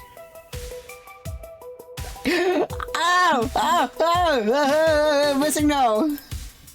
Let's go with something mysterious and video gamey. Keep the theme going. Yeah, Mike does want to get pounded by her. I'm missing no. Ooh, classy. Sure thing, missing no. Okay, ghost monsters acquire missing no, and you acquire all Valkyrie's dirty laundry. We'll also help you get your anti-cheat software installed. Anything else you need while you're wheeling and dealing? You want a sandwich? I know a great sandwich shop. I'm good, thanks. I'm gonna go get a pizza bagel. Okay, I gotta bail before the CCTV cameras come back online. Loxley, you got it from here? I'll reconnect with you both in 1 month's time at the Pro Tour event. Indeed, until then. See you around, missing no. Did I just say my soul away? Granted, better the devil you know. I was already involved in the mess thanks to Polybius. Maybe now I'll even get more answers about what happened to me. And most importantly, we're all set for the Valkyrie takedown. 1 month of light training and prep work, and we'll face off against her. But this time we'll be ready in more ways than one. Oh boy. 1 month come and gone in the blink of an eye. Look, Buckstar's coffee. The NVIDIA. Green Guy Gaming. Accord. Southside Shockers. C9 Esports. Fists up. Yeah, I like the where'd it go? The Accord. That's funny. We did some training on a lighter schedule, played a different bunch of games, had a few outings to keep team morale up.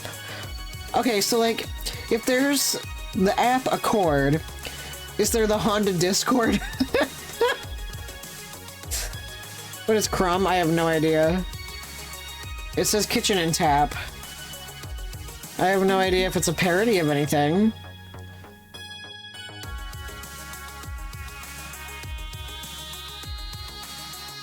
I mean, crumbs are what Nana has.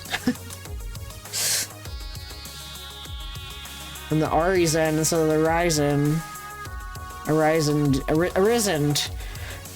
Arisen instead of just Ryzen. We did some training on a lighter schedule, played a bunch of different games, had a few group outings to keep morale up. Naturally, Zapper was hauling my ass all over town on dates throughout the month. Simple stuff like movies or drinks, but there was also the incident. Yeah, if I was a game dev, I would make parodies of everything. He's an influential underground comics artist from 60s and 70s. Crumb? I feel an info dump coming on. We don't talk about the incident. My elbows haven't quite worked the right way since that night. What? To call Zapper enthusiastic about our relationship and underselling it completely. She's all in and I'm all in with her. And well, here we are, the Fist of Discomfort 2 Pro Finals. Our Crumb. Interesting. What happened to our elbows on our secret date?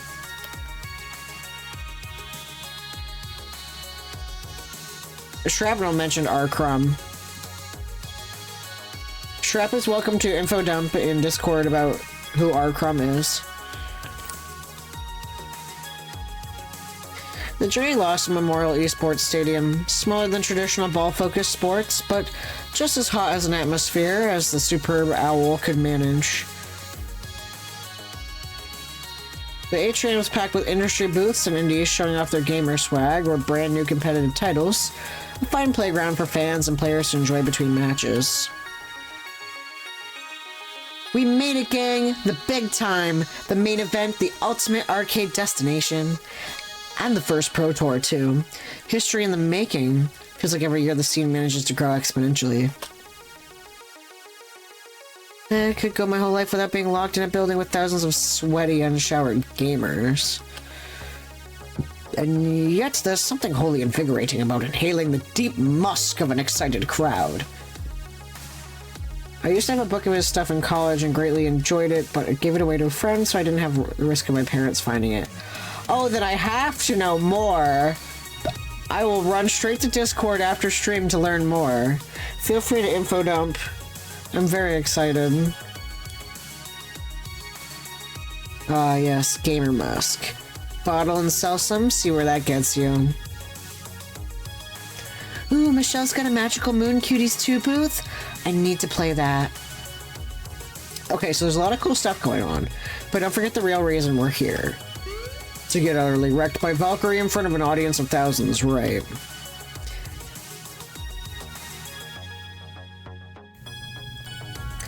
Not how I'd put it, but yeah. Not gonna lie, things will get weird when it's time to hit the stage. This won't be a normal fight, and the aftermath could put a harsh spotlight on whoever's standing there.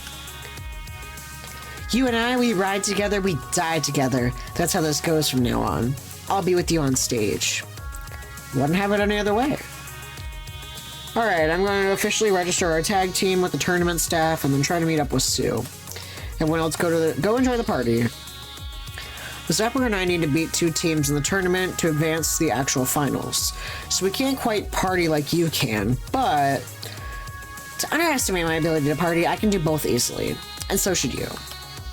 Zapper, I've got matches to win and shenanigans to plan.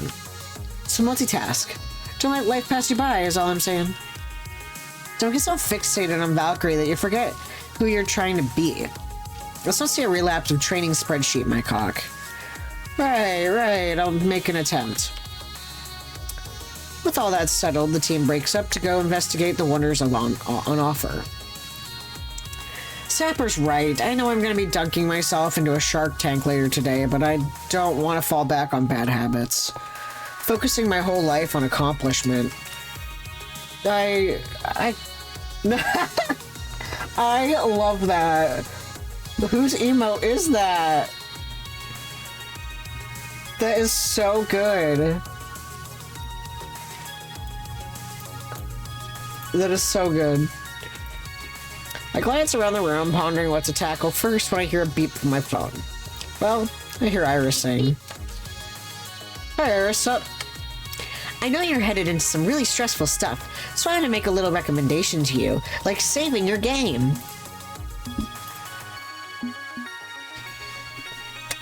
If you're ever in doubt as to what to do, remember who you are.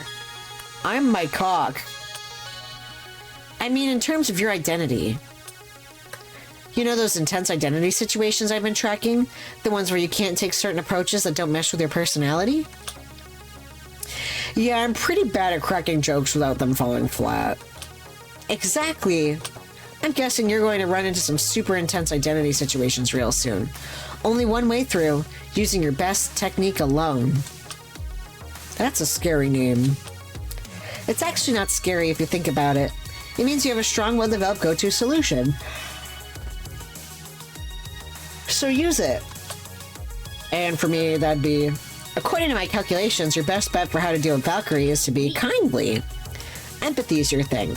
Maybe Valkyrie's cold heart will crack under your warmth. Honestly, it'd be nice if it ends peacefully if she realizes the error of her ways. But I don't know how realistic that is. We'll see. Let's say that, in theory, I wanted to take a different approach. When everything hits the fan tonight, what do I do? Well, you'd have all day to chat with people before you really dive into your personal playbook. There's time to learn new approaches. I know that in the end, you make the right decisions, and Balls to the Wall won't be completely destroyed by your own folly. Yes, that. Let's avoid that. Iris offline.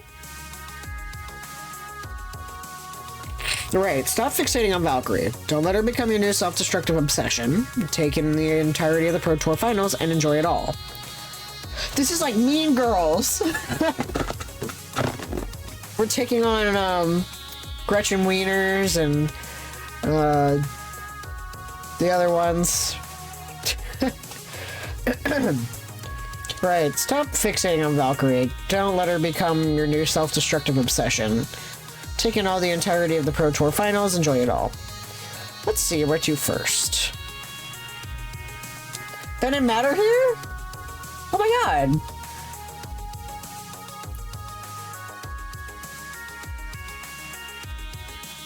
Okay. Homs is here. Doesn't matter here. I kind of want to talk to our rival. Also Queen Bee and Holden D's nuts. I think we need to go talk to our rival. Coordinator can't avoid me forever. And I know for a fact he is here. The Pro Tour is huge, sure. But amidst all the surrounding booths, Team Play to Win has their own private chunk of it. They're occupying the C9 Esports gear shop across the atrium. When you're the stars of the whole tournament, you need to have a home base to sell your swag, sign autographs, and just relax from the chaos that is a national tournament. I passed it on my way earlier. It has Crimson Tiger logos and P2W plastered across the entire area.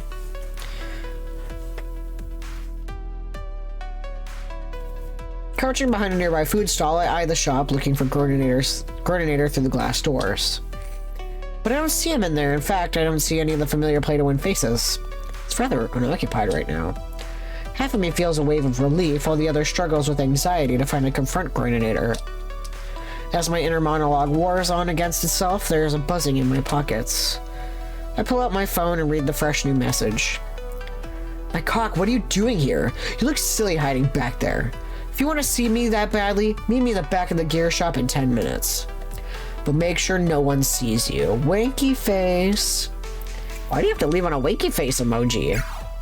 Even though things have been strained between us, I want to see him. I need to find out what's going on, but I'm still hesitant. But what if I'm not able to resolve it? Should I jump back into this strained friendship, or should I walk away? Dude, I'm meeting him. I've come this far, and I'm not leaving without talking to Coordinator.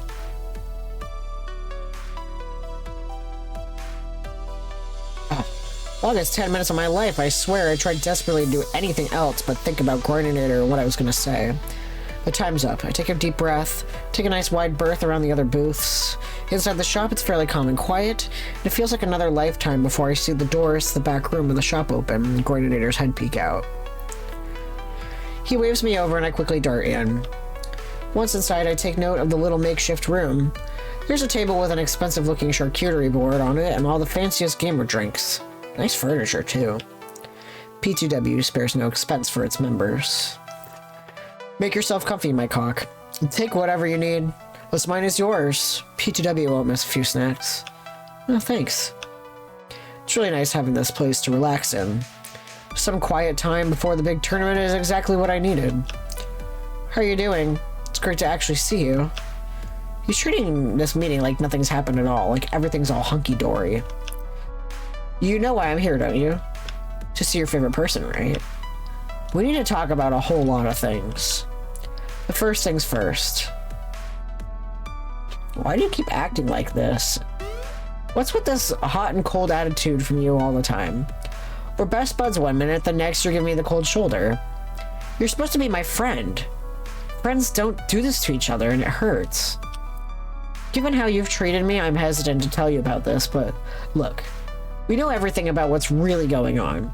We figured it all out. We know about Valkyrie's cheating, about her and Coda, and about her Iris. We know that she's manipulating you. She's cheating to get you into the finals, and she's not going to stop today. But I can help you if you let me. She's not cheating. Coordinator's eyes shift away from mine. Yes, she is. You don't have to cover for her, Coordinator. Why are you lying? I'm not lying.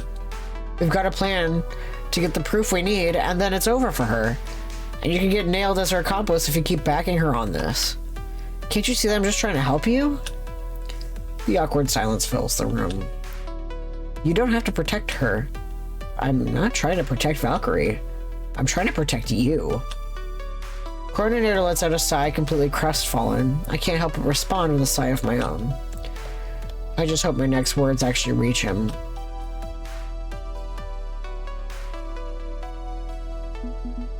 I don't think you actually are okay with her cheating, are you? I know your heart burns with the same passion as mine. We both feel the heat of the challenge and the joy of a well-earned win. Cheating would go against your pride and self-worth. It wouldn't be a real victory. You're above her level of trickery. I know this, like I know you. Coordinator's refusal to meet my eyes tells me everything. I know you feel the same way about this. I just want the truth. The truth is that I've hurt you so much already. I'm sorry, my cock. I don't want to keep hurting you, which is why Coordinator turns away from me. You'll understand everything after the tournament. I'm so sorry. Sorry for what? Why can't you just explain it to me now? Coordinator stands up quickly from the couch. I just can't. You can't be here anymore, or she'll know. We've run out of time. Please leave. His words taste bitterly in my mouth as I frown at him. He stands there staring coldly at me. It's a few moments of uncomfortable quiet before I realize this is going nowhere. Frustrated, I get up from the couch and leave him in his own mess. Attention please, balls to the wall to stage B for your first match. Right, we still need to beat 2 teams before we reach Valkyrie. If we don't, well, all this was for nothing. I take Zapper and arrange the meetup prior to the match, and our first opponent is a complete pushover. I actually feel kind of bad. This was another mostly amateur team that got some lucky wins and qualified for finals, and we ran a clinic on them. We chat a bit, exchange some tips, I offer encouragement, no sense demoralizing the newbies. I'm back to exploring the Pro Tour Carnival. Okay, who do I talk to next? I want to talk to Hamza. Over in the dealer area, I spot none other than Hamza, enigmatic and charismatic patron of the arcade arts. And he's running a dealer's booth with the help of a few of his assistants, but it's weird to see someone like him working retail. But no, wait, this is not a retail operation. The banner over his booth reads, "All that you desire for free." Ah, my good friend. Welcome, welcome. Hamza is pleased to see you again. And I'm pleased to see Hamza. Can Hamza interest you in rare and valued arcade treasures obtained during his worldwide travels? Many a rare gem can be found within the stock I have brought to I knew this Shrap would come running. True enough, I'm seeing some collector pieces, limited edition gamer paraphernalia, and even some arcade circuit boards from extremely rare machines. And what, you're just giving this stuff away? Hamza may embrace an opulent and lavish style for presentation purposes, but ultimately, he prefers to live modestly. Clutter and waste are an enemy to be slain. So, when Hamza's storage warehouses overfill with treasure, it is time to redistribute some arcade delights to the masses. Hamza is no dragon sitting on a golden hoard. I know, right? I wish I could dress as well as he does. Perhaps Hamza could interest you in a collector's edition statue of Tomokaze in a rare Shadow Arts costume. All things are possible through Hamza. I bet he smells really good. One item per customer only. All transactions are final. All employees of the Palace or other major arcade chains are exempt from this offer. Do not test the patience of Hamza. Okay. Nothing in this pile of gamer swag that I really need, but maybe I could get a gift for someone on the team. They deserve it after putting up with spreadsheet my cock.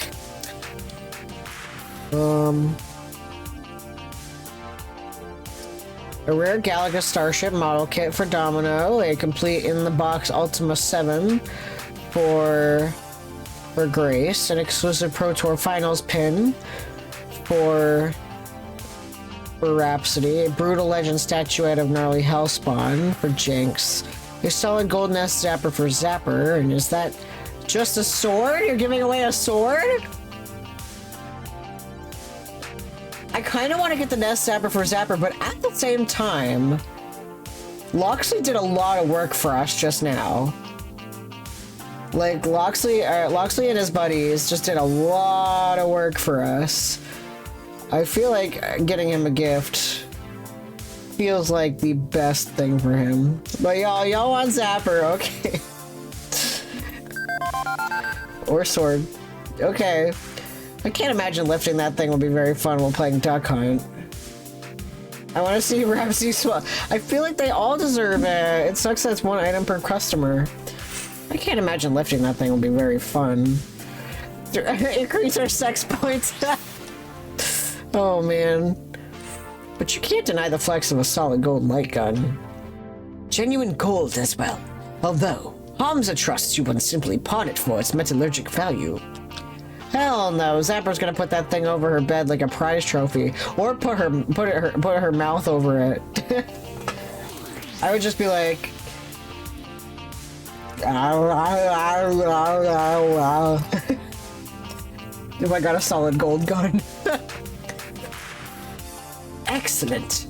One of Hamza's many helpers boxes up the gift for me. I should probably carry this up to the hotel room rather than lug it around, though. May all your ally find happiness in this true treasure. Hamza is pleased to spread joy to all deserving persons. Hey, hang on a second. If this is a gift, then that means I haven't asked for something yet. I get another pick. Test not the patience of Hamza, my friend, but you are technically correct, which is sufficient. Speak your desire. There's a lot of goodies on offer, but there's only one thing I'm generously curious about. I would like the true name of Hamza. That is not an offer. It's behind the desk, isn't it? Everything behind the desk is offer. Come on, I gotta know, who's the real Hamza? Anyone else? I would cast you out into the cold to walk alone through the esports wilderness. But for you, it's Hamza. That's literally my name. Drat, I thought I was being clever, too. Hamza would not wish you to walk away unsatisfied. I shall offer more. We need to get more sex points with Hamza. What you see, the lavish clothing, the air of refined grace and power. This is, of course, an image, a mystique that I cultivate to enact my will on this world. I don't consider it to be a facade, though. No. Image is a matter of presenting the self you wish to be, and then following through on that wish. I want Hamza sex points. I wish to be the one who embraces the arcade and supports it through my wealth and privilege. The carefully designed aura of Hamza, the eccentric stranger, allows me to do this. Hamza is generosity with confidence. Hamza is justice with a will of iron. Hamza is striking and breathtaking, but a figure of compassion. Therefore, Hamza is my true name. I choose to be Hamza because Hamza is what I wish to see in this world. My friend, I know that you will face your nemesis on this day. In the aftermath, come what may, ask yourself one question. What do you want this world to be? And what must you become to make it so? Are you vengeance or justice? Are you conqueror or challenger? Ponder this, my friend, and I know you will see yourself through the trials to come. I'll pick this over. Wonderful. Now, if you will excuse Hamza, Hamza has many more gifts to bestow upon this wonderful world of arcades, which is a Hamza manner of saying, the line behind you is getting long, please go, I want to wrap this up before lunch. Right, thanks Hamza. I know, I love him so much.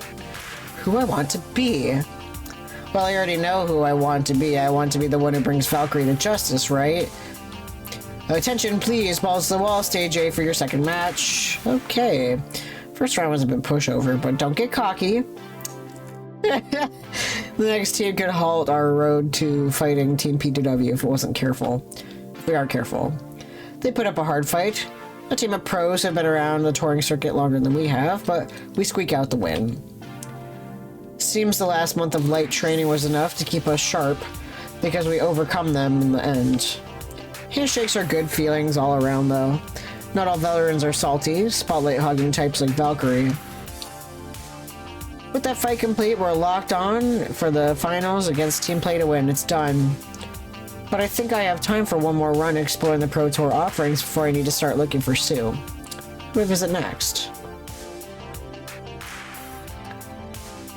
Oh heck, I gotta go with Ben and Matt.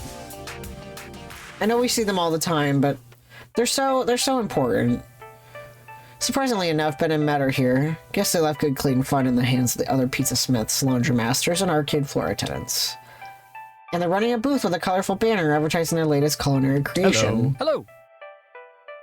Are you following me around or something? You're normally 20 city blocks away from here. But this is the ideal locale to reveal our newest invention, Gamer Snacks.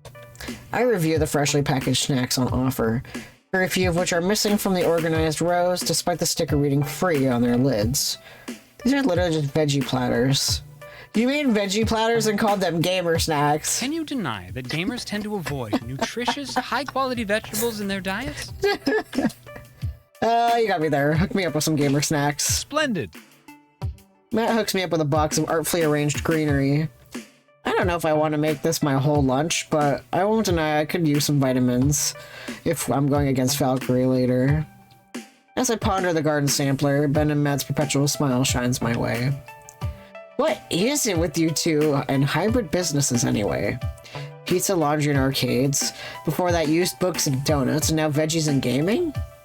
Seems unfocused. I mean, hey, if it works, but I've never quite understood the mashups. But remember, the two of us have many different loves. For example, Matt loves cooking and I love business. Ben loves a fancy cocktail. I enjoy a pint of ale.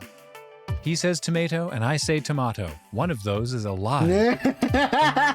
He says potato and I say potato.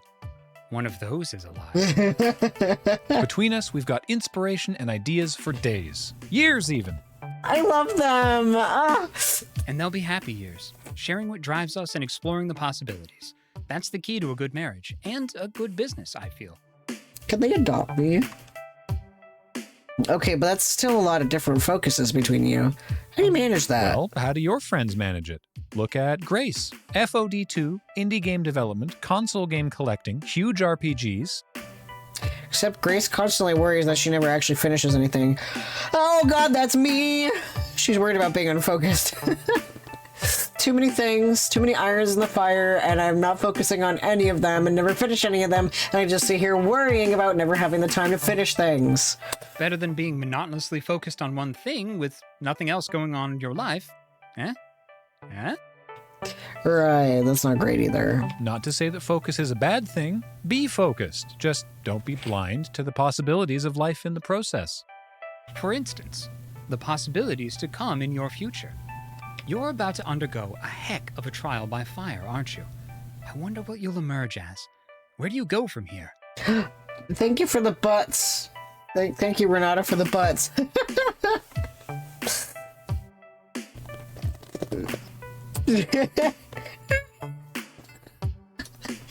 Being fixated on the here and now? Okay. But tomorrow is another day. Ooh, a What snack. will tomorrow bring? Have you given it any thought? So I'm about to become Gamer Jesus. Imagine trans femme lesbian Gamer Jesus. That's my cock.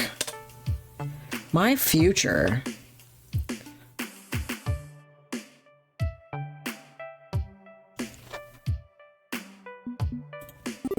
You know what? I really don't care. Not one bit. As long as I'm with my friends, that's the key, I feel. Come what may, good or bad, happy or sad, as long as I can explore that future with my friends, I'll be happy. Maybe the real victory was the friends we made I think along we've already had that point beaten into our skulls hard enough, Matt. Aww. Regardless of what the future may bring, we're confident you'll find your way through. We're proud of you, you know? Indeed. Stumbling through our doors as an uncertain newcomer before becoming a true leader? That's a lovely redemption. Yeah, get packing so you can see me tomorrow. I want to have dinner with you. And we'll be there to support you, come what may. But eat your veggies. Yes, and eat your veggies.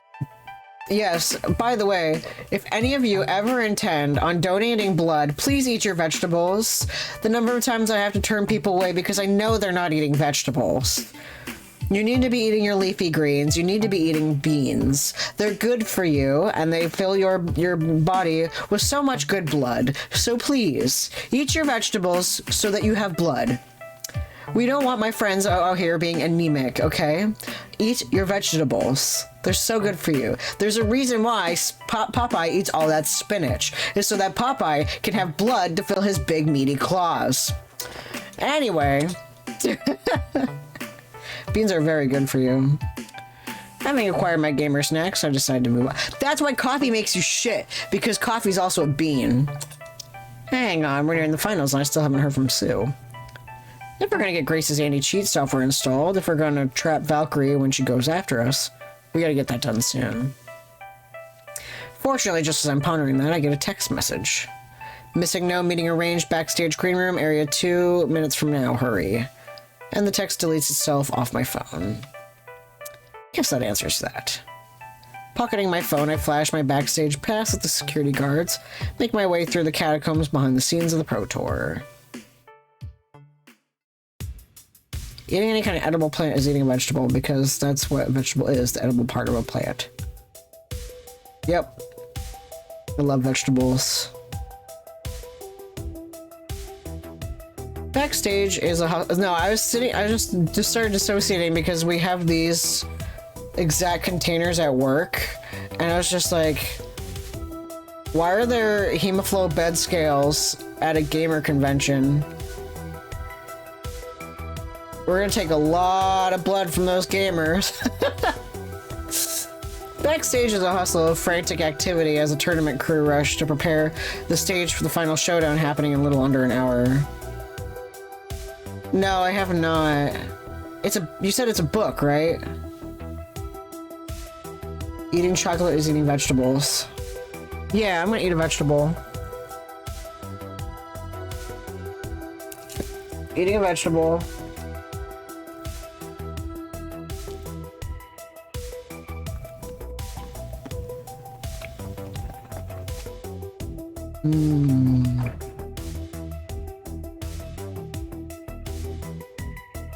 Oh, can you, oh, let me see if, Chocolate! Chocolate! Chocolate! Chocolate! Chocolate!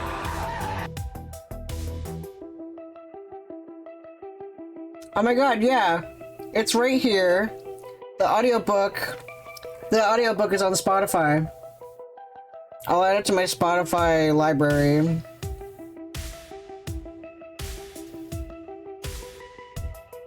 Because I'm back in my podcast phase, but I can't choose a podcast.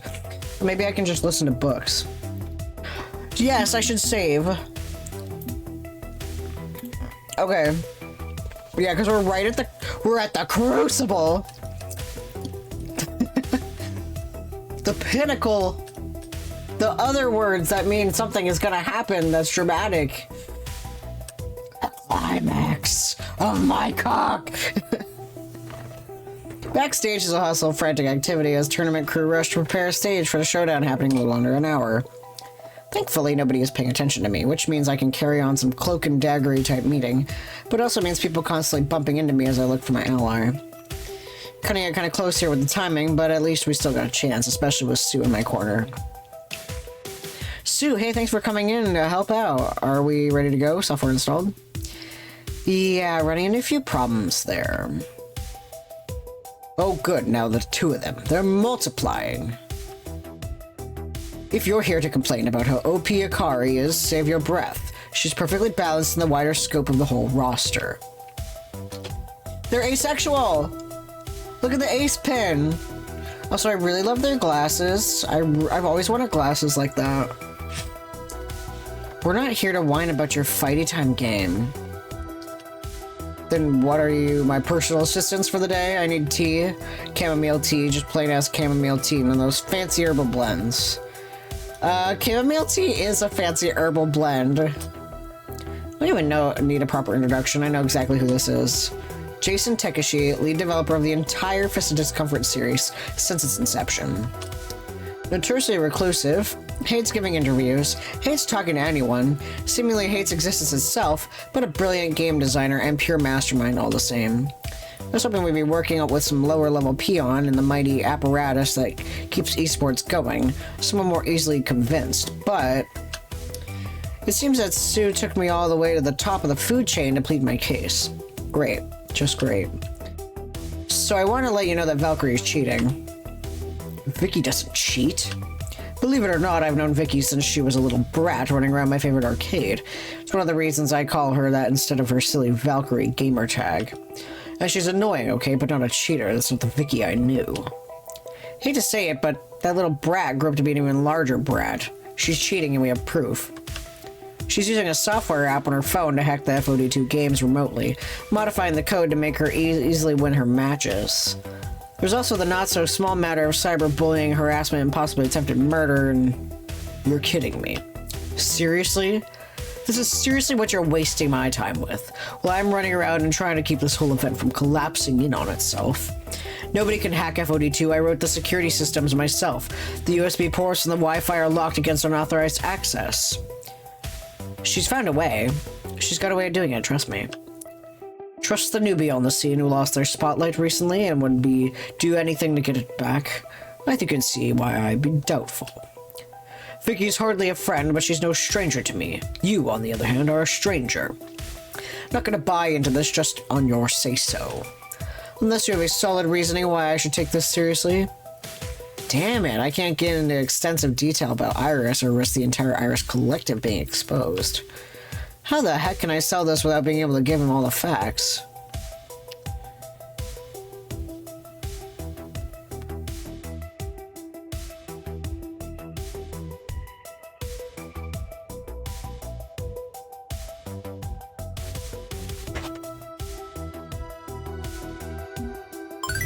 No system is uncrackable. Everything has vulnerabilities. Don't you want to know those vulnerabilities are? Wouldn't you want to know who broke your trust? What I'm offering to you is simple exchange. Give us a chance to prove Valkyrie's broken the rules and broken your game engine. In return, you get to clean house. If we're wrong, we're on your bad side. We'll accept whatever penalty that entails. But if we're right, if your code has been cracked, well, I'm thinking you want to know more, wouldn't you? I don't like the idea that my long-standing security monitor system's been compromised. Not one bit. But I've heard accusations like these before. More times than you can count. Every time nothing came of it. Why should I give time of day to this one? Oh, for crying out loud, we don't have all time for this shit. Jason, you use an Iris, yeah? Considering she's an illegal app, I'm not going to confirm or deny that. Well, you let my companion here install this anti-cheat software. It'll be a win for irises everywhere indirectly. I can see to it that you reap the benefits. Want your runtime in the Iris Cloud boosted, really? Make her a high-performance app for your high-performance coder lifestyle? Maybe it can be arranged if you play ball. Curious how you could possibly arrange something like that. Who are you, anyway? I'm the one telling you how this goes down. You're with the ghost monsters, aren't you? What? I know more than you think I do, and I know more about Iris than you do, for that matter. I knew her when she was a flesh and blood human, for starters. Wait, what? What? Summer of 1990X, long before Fist of Discomfort. I was her friend before you were, before someone copied her metadata to make an app. All we had was our summer together, one big arcade project we worked on, one more quarter to drop in the Funplex coin slot, but that's another story entirely. Yeah, I didn't see that coming either. Okay, bye Ricky. Yeah, we're gonna make my cock finish. I didn't see that coming either, dude. And it was at the Funplex? So, like, the Funplex was the birthplace of Iris. I'm kind of up to hear a bedtime story, actually. So go read a book, and just because you're working with Iris Collective doesn't mean you need to throw a monkey wrench into my game on your behalf. Ask your Iris if you should help us. She'll give you the thumbs up, I'm sure of it. What do you say? Ugh, I don't need these complications right now. Cheaters? Seriously. You know what? Fine. Whatever, go for it. Why not? Let's just completely abandon the idea of playing games for fun. No, they have to be a lifestyle, the kind you lie, cheat, and steal to get ahead in. You know why I made the original Fist of Discomfort? Back when I was a teenager, my friends and I made an amazing arcade game, but while they went on to better things, I got stuck grinding the business software day job. That boredom drove me to pull my FOD prototype out of mothballs, tried to realize my dreams like they had. I was tired of coding spreadsheet software, and an arcade game that requires you to think sounded fun. That's all it ever was meant to be, something fun. I never wanted to be the ridiculous monster that it's become. But no, because it turned out to be a profit fountain, I'll be cranking out sequels until heat death of the universe. And now we've got people hacking my game just to get ahead, so they can get their hands on a shiny gold trophy. It's not even real gold, it's costume. It's gaudy costume jewelry crap. So, can we go ahead with the anti-cheat software, or... The company's leaning on me to make the game bigger every season, and the sponsors lean on me to change it this way and that, and now teams are asking me to install weird software. Sure, fine, whatever, it's not like it's even the first change I've had to make to the game today alone. Yeah. Okay, so we can go ahead, thanks for your... Wait, we're not the only ones here to ask for change. I just got an email from the other sponsors demanding we force players to use their branded joysticks for the final round. I thought the whole point of the USB ports was to let players use whatever they're comfortable with, but who cares about consistency? Sure, let's disable the USB ports and force our players to use built-in sticks. Let's make that decision on the literal day of finals, why not? Whoa, whoa, whoa, we're a keyboard player. We have to use the default joysticks? I can't use my usual keyboard? Not good for the brand, they said. Gotta consider the wishes of the sponsor, they said. Fine, no USB for anyone, and now we're putting weird anti-cheat software on it. Fine, I'm just a freaking lead designer, what do I matter? At least this doesn't screw over Zapper, who already knows how to play on default sticks, but me, I'm boned. Yeah, if we went with Jinx on this one, we're fucked. But then again, Jinx could call out ADA. I don't know how to play on a keyboard. It wouldn't surprise me in the least if the sponsor request he's ranting about was spoofed by Valkyrie just to mess with me. But I'm not going into this match expecting to win. The plan is to lose and catch her cheating. The plan doesn't change. Fine, fine, as long as we can install the software. I'm going to review your code, obviously, make sure it's not some anti-cheat software, but if it's legit and Vicky is cheating, well, there'll be consequences, assuming anyone listens to me, which they usually do not, as I pointed out repeatedly. Right. Thanks for your time, you'll see the truth once the match is underway. Whatever. I guess we won, but wait. Iris was human once? What the heck was that about? There's a lot we don't know about Iris. And a lot she doesn't know about herself. Maybe he was blowing smoke up our asses, maybe he wasn't. Okay, let's refocus and get the anti-cheat installed. Trip up Valkyrie, and she gets egg on her face in public. And you release all those nasty little secrets you dug up about her, right? All the terrible things she's done. Okay, I don't know how to tell you this, but she doesn't have any seriously nasty little secrets. What? It's not from the lack of trying. We can pull skeletons out of any closet, provided, of course, that the skeletons actually exist. Valkyrie doesn't have any. She's never even jaywalked, clean living, and no secret sins to speak of. What about cheating? What about Coda? All we know is someone did some hacking. Not that it was her. And while she's certainly pulled some scummy moves, like stealing your sponsor, she's never broken the law. It's not Valkyrie. I know who it is. Don't get me wrong, Valkyrie is a narcissistic sociopath, and we certainly dug up a lot of ugly words that have come out of her mouth, more than enough to pillory her. But a cheater? A killer? It doesn't mesh. I hate to say it, but she might not be the villain you think she is. I have a feeling it's Groininator.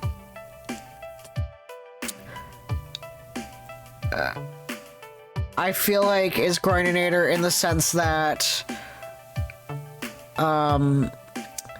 Valkyrie isn't the one breaking the law. Valkyrie tells the people under her to break the law. So, like, she has that pecking order. Anyone who's new has to prove themselves to her by committing crimes to win.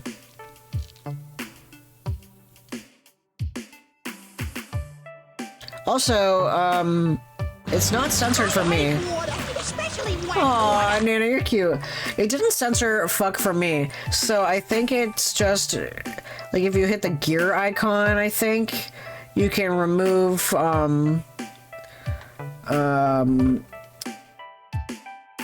you can manage your moderation settings or whatever. You can set it so that it doesn't censor words. I have that problem when I log into Twitch on mobile. Every cuss is censored. Chill, okay? We've still got the trap, so step into it and then we'll have something we can work with. Right, we're all set. Everything's fine. If it goes down in 2 hours, yeah, I'll hang around in the background until then. Keep cool, we'll get this done missing now. Punchy78 said she was pretty petty and vindictive, and we know we only lost because of the cheating, so 1 + 1 makes 2, right? We're fine, everything's fine, like Sue said, we'll get to the bottom of this one way or another. Okay, 2 hours until things get weird. I know, Nana, I know. Until then, there's an ordinary... Did you take a Dayquil? I think I have an extra one right here. Somewhere. Where'd my extra Dayquil go? Like, I literally just saw it. Oh, here it is. And no, that's a NyQuil. I have an extra NyQuil. I'll give it... I'll give you this NyQuil after stream. And you'll have another good sleepy sleep. I hope you slept well. Did you see the Hat Man in your sleep? Until then, we're just ordinary esports team and not a shadow conspiracy to attack and dethrone God. What do ordinary esports teams do in the run-up to a major match? Well, either relax or talk strategy, hang out together basically. Had several dreams. Any that you care to share, or did you forget them all? I think esports team members take a shit before they have to go on stage. Wow, it's crowded back here, but hey, time to get the band back together one last time. It's not like we're disbanding after this. No, but we also don't know what's gonna happen after everything hits the fan. So hey, let's share some friend time before that happens. Indeed. Even if only 2 of our number will be on the stage, we are 7 strong and roll 7 deep. Let it be known. Pretty sure folks know that by this point, Loxley. Well, I feel like we should be distributing mugs of meat before marching off to war or something. I have these Crimson Tiger cans I swiped from their booth, if that helps. One of them was that I wandered all the way to work in my pajamas to explain that I was too sick to work, but they told me I was really too sick to work because I made my way to K Jewelers somehow. How the fuck? You walked to K Jewelers. Sure. Sure, Nana, sure. That's funny. Maybe it's a sign. Maybe you need to work in something. Have a job in shiny things. Hard pass, Domino. Spending my time together before battle. That's more my style. It'd be nice to have a quiet moment with friends before everything goes sideways. Well, Cyrus mentioned I could switch up my strategy if I practice other approaches. It's been a great opportunity to do that. I walked to Target, but it was the K Jewelers from my parents' town inside instead. Oh, that's funny. My brain does that too, where it mashes up places in my dreams. Oh, okay, that makes sense. Not a whole lot of time left, though. Maybe time enough for 3? Alright. Let's hang out with Rhapsody. While everyone else is in awe and mesmerized by the inner workings of the Pro Tour, Rhapsody is calm and collected like always. You were forced to eat a wooden fence. Okay, I know where that comes from. We watched the episode of Futurama, and the brain is forced to paint the wooden fence white. But you were confusing it probably with Ed and Eddie, and being forced to eat a wooden fence. That's really funny. Well, everyone else is in awe and mesmerized by the inner workings of the Pro Tour. Rhapsody is calm and collected like always. They're used to all this from the casting and tournament stuff they do. So, do all backstages look the same? Yeah. Pretty much. This one does have more quiet spots to chill, which I appreciate. The mind games you play with yourself before a championship match are taxing, and having a zen place to focus your thoughts is 100% needed. The pressure can be overwhelming. You have a sad request? What's your sad request? Do you have any Reese's in your bag? I have Reese's Pieces. I'll get you a few. I got 3 bags for you.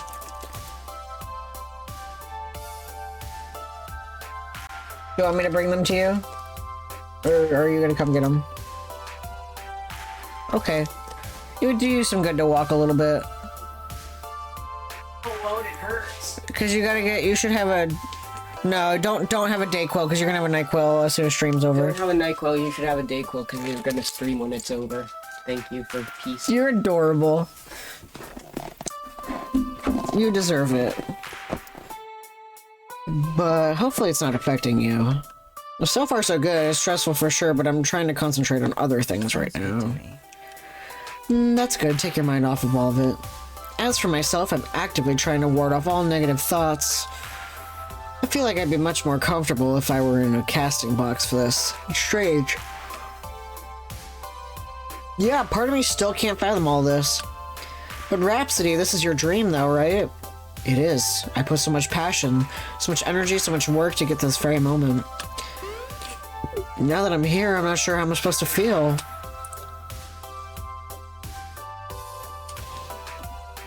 Be true to yourself. Those feelings are what make you, you. There's nothing wrong with that. So I'm an interesting blend of knots in my stomach, mild panic, and paralyzing fear of failure. And add a dash of pride and fighting spirit, you even out the recipe. Exactly, like a fine tea.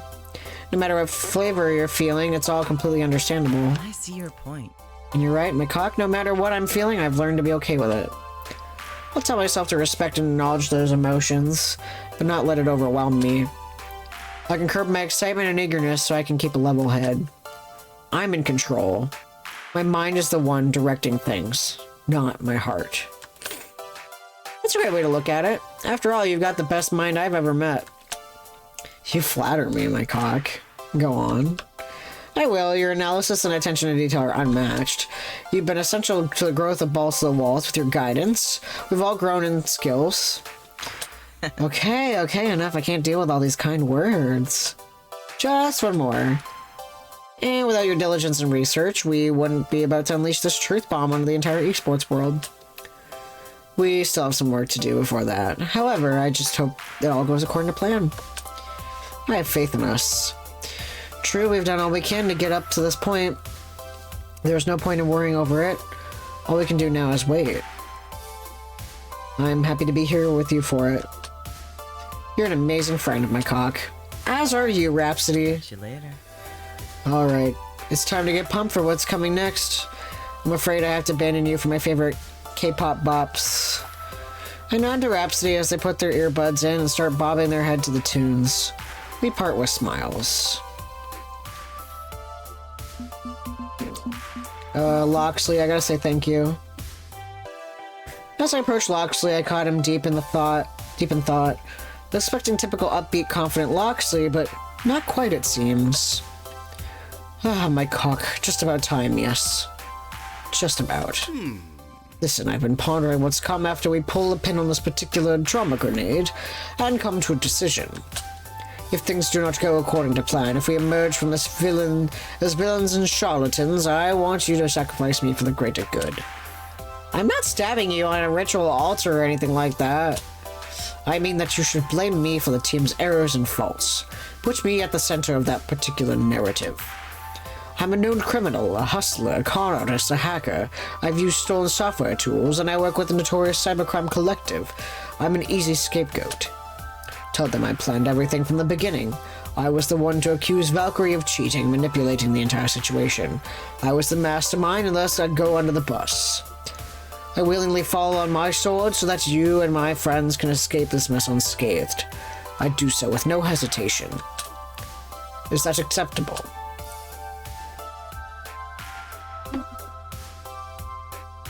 Yeah, we rise together, we fall together, buddy. Hell no, we're balls to the wall, and we're riding this thing right to the ground if we need to. Nobody eats the blame on this one. We'll rise or we'll fall on our own merits as a team. And that's how it's gonna be. As you like. Very well. If we are to fall in battle, I will die with honor, and alongside my chosen champion. No retreat, no quarter. Nobody's dying today, we're going to triumph. As you like. Triumph it shall be. I need blame if I had butter. I'll speak no further of despair. If we do win this day, Balls to the Walls will go down in history, and I will be proud to have been part of that. I know my loyalties have been divided from day one, torn between my duties with the Iris Collective and my love of Balls to the Walls. My love of balls. I've not been the finest friend. Unfortunately, you must now walk a similar path as you have chosen to throw in with the ghost monsters as I have. But at least now we can walk those paths openly, and with the understanding of all our friends that we share the same burden. You have my gratitude, friend. I'm proud to call you my friend, my cock. Same, Loxley. You're a good man to have in my corner. Alas, no time further for praise and adoration. There's a battle ahead, we'd best prepare. I will see you again on the other side of this. Let's talk to Grace. Grace is wide-eyed with wonder, watching the backstage mechanisms of the world's most important esports event. She barely notices my approach. That's wonderful. So many people working together to make all this possible. Isn't it amazing, my cock? It's really a testament to what we can do when we cooperate to being something beautiful in this world. It's an esports tournament. There's literally hundreds of these all over the planet every year, big and small. I know, and that's beautiful too. Not everybody creating one of these events is doing so out of a communal sense of solidarity with the arcade community, and the participants often only care about personal glory. But this wouldn't be happening all the time if not for the love of arcades and video games as a whole. There's good and bad, but I choose to focus on the good. I'm so happy we could be here now in this moment. I know it's not everything you hoped for when you first joined us, but it's not how I imagined it'd be, no, but I'm past feeling like winning is the only thing that matters. What we do here today is going to be important for the long run, not just for Balls to the Wall, but for everyone. Exactly. I want to thank you personally, not just for letting me be a part of this. I didn't let you do anything, you are a part of this. Well, yeah, I am absolutely part of this because I chose to be. But you presented me with that choice before Balls to the Wall. I was content to aimlessly tinker and play and unsure what my future would be. I'll admit I was avoiding the outside world. I'd grown up inside a bubble, and even after breaking out, I simply found a new bubble to enjoy. Now I know my future. I'm not turning away from the world. I'm breaking out of all my bubbles and looking ahead. Thank you so much. So thank you. Thanks for helping me find my ambition. Thanks. If there's anyone to thank, it's your daughter Iris. She's the one who brought me to you and all my other friends. You've made something wonderful, Grace. So in a way, this is still all you're doing. Even my own example to light your way was thanks to Iris. Mom is the best. Go, Mom. I love you, Mom. Aw, heck. That's really nice of you to say. You know, I've been wanting to get involved in Iris's life again. Maybe it's time. And now that Loxley is officially outed, I could do just that, provided it's safe to do so. Thanks to our new ally, Iris's future is a bit more secure. Could be the right time. Exactly. But I'll admit, I'm glad I'm not up there on stage with you today, though. This could get a little weird. And even if I'm daring to stand out on my own 2 feet, I'm still a bit antsy about my family noticing the weirdness I'm involved in. Don't worry, Grace, I've got this. You'll be out of the spotlight.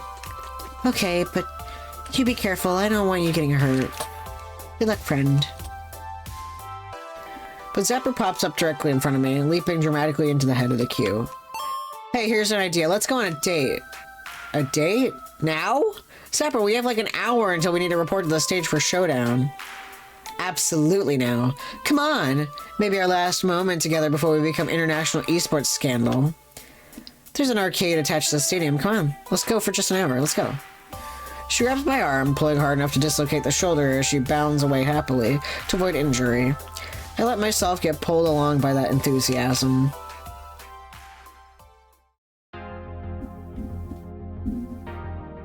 Man, I really could go for playing some Fist of Discomfort right now. Attached to the Jerry Lawson Memorial Esports Stadium is in fact an arcade. Pre-game sex. Just like the kind of small arcade you'd find jammed in a corner of a movie theater or shopping mall. It's got a little bit of everything, all the flag bearers of the arcade scene. Maintained excellent condition, although one thing strikes me as odd. Nobody's here. A few bored kids, 1 or 2 stray adults, but all the esports types who came for the Pro Tour are nowhere to be found. You know I'm down. Now this is more like it. Fighting for elbow room around those games in the atrium isn't my style. I'd rather have room to move, you know. I can beat the game in a half hour. Where is everyone? Isn't this whole event a celebration of arcade competition culture? You'd think people would be in there, you know, arcade. Oh, I only have a half hour of sex time, yeah. Yeah, I can give her, at least 7 rounds. A good question. I wonder what the answer could possibly be. While you're pondering that, let's play. She plucks the light guns from a nearby shooter, twirling them once before snapping the grips into her clenched hands. Zapper backs up a bit to avoid making things too easy. Meaning she's bumping up against me, and the wink tossed casually over her shoulder suggests it was most certainly on purpose. Class is now in session. You can be a hot for teacher all you want, but it won't help your final grade. It's high time you learn how to handle a light gun, and I'm ready to give you lessons. Think we can squeeze in a quickie before we hit the stage? Winky face eggplant emoji. I've got an apple for teacher if you know what I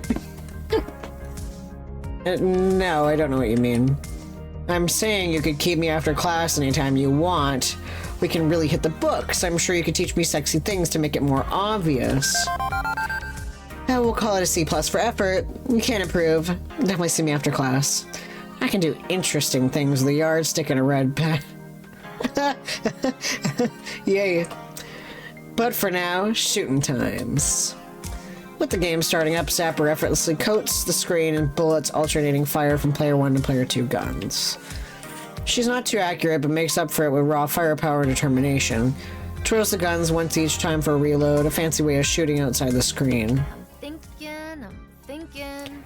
It's all about feeling it, making the gun an extension of your arm. This isn't a weapon, this is you, acting through the guns. That's one reason I don't care much for weapons of war. Don't obsess over the weapon, obsess over the fight itself. The struggle against the obstacles in your path. Put your will in the world and lay down any fool who tells you what you can and can't do, who you can and cannot be. This is sounding less like an arcade game lesson and more like a philosophical dialogue. Hey, I play how I play. And now your turn. She tosses me the guns effortlessly. I catch them with considerable effort, taken by surprise. Zombies, my cock. Zombies coming for your tasty guts. Zombies coming for your tasty, my cock. What are you gonna do about it? I shoot them. Exactly. Now do it. So I try shooting them. It doesn't work particularly well. My blast's hitting everything except the horde in front of me. I try to hold the gun and squint down the barrel to line up a shot, but Zapper gives me a heavy nudge to disrupt that. Don't think, feel. It's like a finger pointing to the moon. Don't concentrate on the finger or you'll miss that heavenly glory. You straight up stole that from Bruce Lee. Good advice is good advice, Kay? Now feel your way through it, enact your will. My will. Instead of lining up my shots, I unload a barrage randomly. See where they land. I adjust twisting my wrists ever so slightly, compensating. Soon enough, I wiped out a small wave of zombies. Perfect. Well, not quite a hundo, but perfect enough. Shame nobody else here to witness my light gun glory. Pro Tour is too distracting. Zapper nods in full agreement. She leans against the side of the cabinet, pondering. That's the thing, isn't it? That's why this arcade is empty. People are so focused on all this esports crud that they're missing out on the real fun. Sampling life, playing games, experiencing everything, and feeling your way through it all. You needed a mental break from the upcoming match. Keep you from obsessing over it. That's why I brought you here, so you could clear your mind. Right. Arcades are more than just FOD2. They're a little bit of everything. Exactly! You get it. Hey, let's get married. I immediately fumble the light guns, plastic clattering to the floor as my virtual self is devoured by zombies. What? Let's get married. How about it?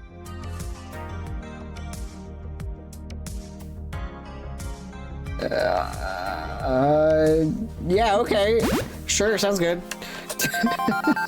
Awesome. With that settled, she pulls a small velvet box out of her back pocket and tosses it my way. I catch it with a bit more skill than I caught the light guns. What the? Inside's a diamond ring sparkling with the colorful light of the arcade. I know. Rule of thumb says to spend 2 months' salary, but... Is this an actual factual diamond ring? What? No, of course not. It's a fake lab-grown diamond. Just as shiny and way cheaper. I mean, I may not be Little Miss socially conscious, but even I know not to support those bloodthirsty whack jobs who run the diamond industry. Yeah. Trap's beating it. Oh, okay, that's a little less heart attack inducing. Call it a distant promise of things to come. No need to rush the process. Okay. I'm gonna want an awesome wedding, and that takes time. Gotta arrange the catering, construct a skateboard half pipe, hire ZZ Top to play the reception, really do it up big. Yeah, she hates esports and she's ethical, so I get a say in the planning, right? Of course. This thing we have, it's a partnership. I pulled the trigger on making it bigger than before, but it's still us. We're still who we are, and we're in this together. Engaged? I'm engaged to be married? It makes sense, though. Zapper is all gas, no brakes, and you know what? I'm good with that. Except when you're on the interstate in the middle of traffic. I'm looking forward to what may come then. Yeah, ZZ Top's still around. And Zappa practically leaps into my arms for a big cuddly kiss, ignoring the funny looks we get from the sparse group of arcade patrons. Yeah, ZZ Top's heading a job. The happiest zapper on the face of the planet. Aww. But for now, sad to say, we gotta dive back into the mayhem. Back to FOD2. We'll have time for more light guns later and more romance. Damn well better. I'm not tanking a loss on the big stage for nothing. We're doing this for our future. We got a bright future and we'll be together for however long this lasts. Burning like a neon fire in the night. You ready? Let's do this. Hand in hand, we make our way to the stage for the final confrontation. Whoa. That's it. Fated hour has come at last. I'm gonna save the game. Page 4.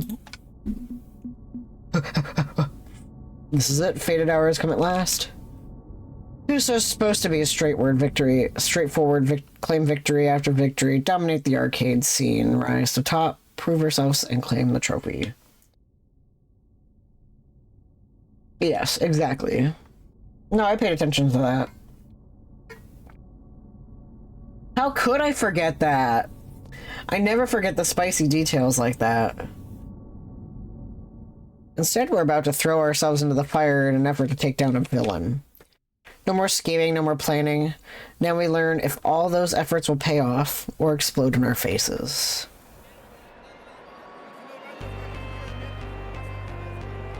This is what the people paid to see. The grand finals of the Pro Tour. Arch rivals, team play to win against balls to the wall. And they are hyped for this. It is time for the grand finals of Fistus' Discomfort 2! Oh, good gravy. I can hear all 4 exclamation marks there in the crowd's reaction. Introducing 4 competitors. First, the charismatic leader of Balls to the Wall, champion of the underdogs everywhere. It's my Cock 69! Hey, ready to play? Next, aspiring light gun champion and MG4 speedrunner. She's number 1 with a bullet, Zapper. Hashtag pew pew. And their opponents, starting with a veteran of the FOD1 scene, owner and manager of Team Play to Win in a hot on a comeback tour of the ages. It's Valkyrie. This'll be over in no time. I think your win is destined, huh? I wonder why that is. I don't lose. And newcomer to the scene, apprentice of Valkyrie, rising star of FOD2, it's Groininator. Let's just get this over with. Here we go. It's time to settle this rivalry between Play to Win and Balls to the Wall once and for all. Are you ready? Seems they're more than ready. As we quarter up, as tradition, the game begins. I haven't played on sticks very often. My old beige Model M keyboard is my weapon of choice, but the goal isn't victory, so any disadvantage is irrelevant. The goal is to lead Valkyrie to trigger Grace's anti-cheat software, custom designed to detect any unauthorized intrusion, and to cloak itself from Iris. When she forces her Iris to hack the game, the hack will go through, and the trap will shut without either of them any the wiser. Still, we're expected to at least start playing a normal game of FOD2, waiting for her to make that fatal mistake. Zapper and I pick up our characters, locking them in. Classic. A Tomokaze pick, wouldn't expect anything less from a one-trick pony. Don't listen to her, she's taunting. You are in control of the situation. She's the one letting the foolish pride lead her destruction. This is it, the final showdown. Let the Fist of Discomfort 2 match begin. My sweating hands grip the awkward joystick as we Wait, something's wrong. As I glanced down, I noticed the official red top joystick was only recently painted, and the paint is rubbing off, revealing a bright blue glow. A glowing blue joystick. Oh, shit. I didn't expect that.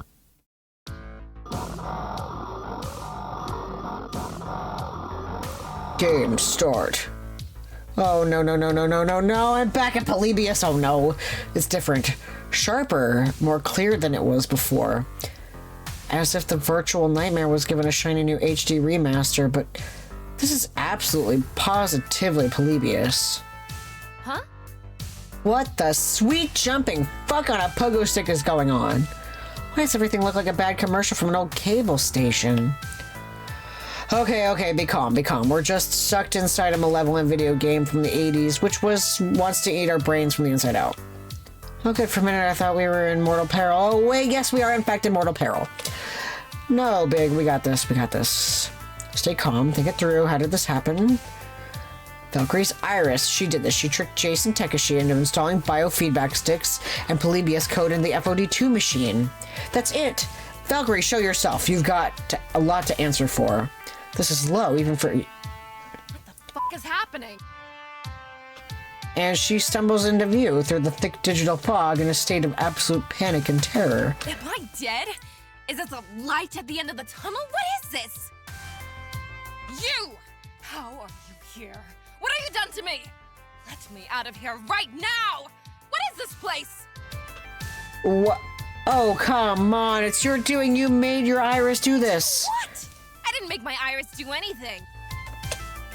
Of course you did. You used your Iris to cheat at Pengy Paradise. You tried to kill Coda. You stacked the tournament. You arranged these sticks installed. You have no clue what I'm talking about, do you? Of course not! Cheating? Murder? Who do you think I am? I'm Victoria Proud. I am a champion. What's the point of a victory if you didn't earn it? But if you're not the one who's been scheming against us all this time, then who?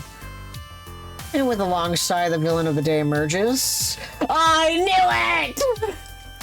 Oh, I knew it! Oh, it feels good to be right. Oh, my cock. Right in here? You did all this? You're the big baddie? You?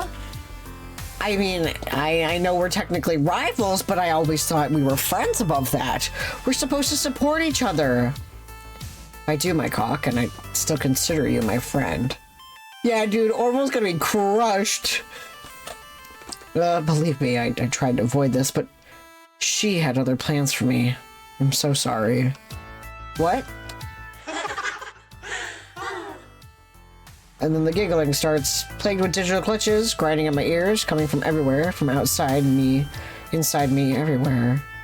Iris online. Did you know that when you have pizza on a bagel, you can get your brains digitally scrambled by the greatest virtual assistant ever created? Anytime. So that is why, when they were promoting this game, Iris did the Twitter takeover.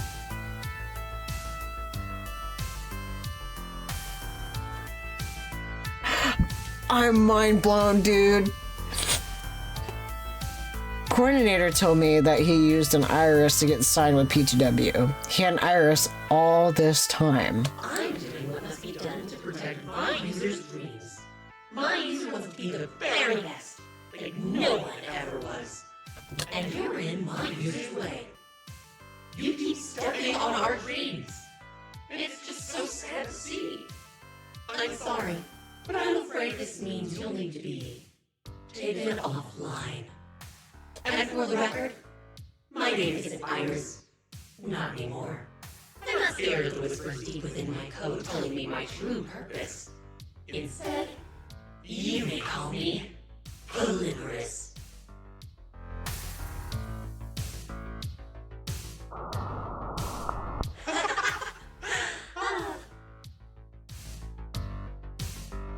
I'm going to miss being alive. Immediately, a scream tears through my mind as Polybius Polybius begins her assault.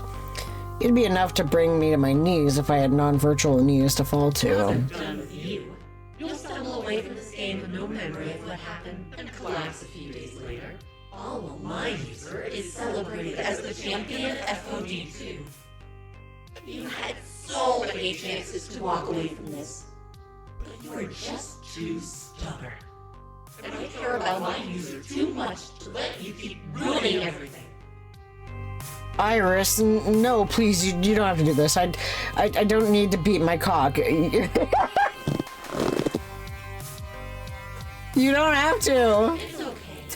I know what you need in life. Trust me, you don't need them. All you need is me. You're Iris. No, Orville will probably watch the VOD. I'm Iris. Oh yeah, you can yeah, you can type the quote. I have to fight this. I have to push back. I have to stop it.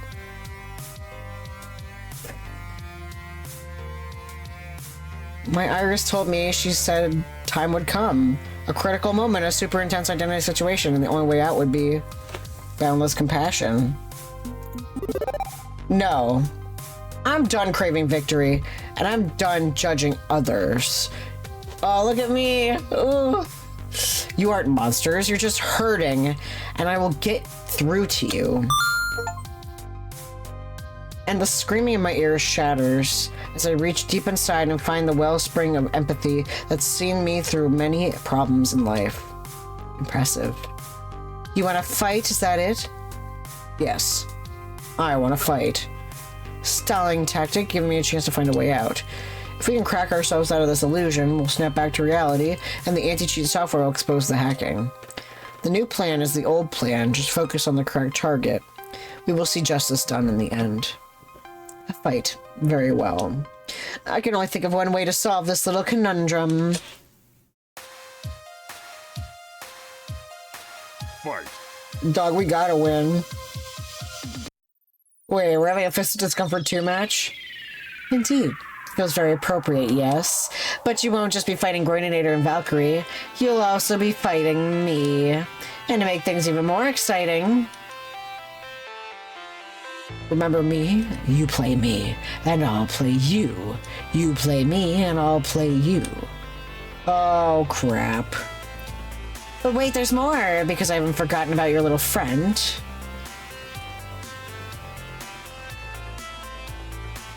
Okay, look, I get to fight this sad little screw-up. This is gonna be fun. Hashtag pew pew. What? Together we'll break you down, scramble your little meat brains, and lift Groininator to the heavens in the name of his dreams. This is it? This is it? Okay, I've said this is it a few times by now, but seriously, this is it. We need to beat back Polybius long enough to escape and distract her, long enough to let the anti-cheat software expose her hacking to the world. But it's 2-on-5 fight. Myself and Zapper against myself and Zapper and Valkyrie and Groininator and an evil Iris? This will not be easy, but the only way out is through. If this is anything like the real FOD2 game, we have 4 seasons of battle before the victor is declared. We need to beat at least 3 of 4 to win. Am I ready? Save the game first! Oh, I actually have to play! Oh, shit.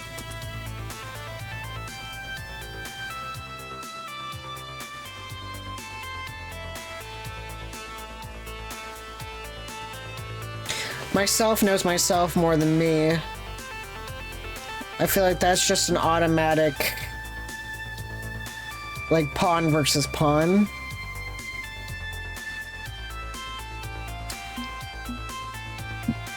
Yeah, I'm going for Groininator. I need to clear things up with Groininator once and for all. I don't want to fight you. You don't have to. I don't have a choice in the matter, my cock. If we don't fight, I don't know what will happen to me. I never meant for it to go this far. You have to believe me. Groininator frowns, sulking at the situation we're in. His arms fall heavy to his sides and he looks pleadingly at me. Help me, my cock. I don't know what to do. I'm so scared. I know I can help Coordinator get out of this situation. We've come this far together and I'm not giving up now. I can save both of us from this hell.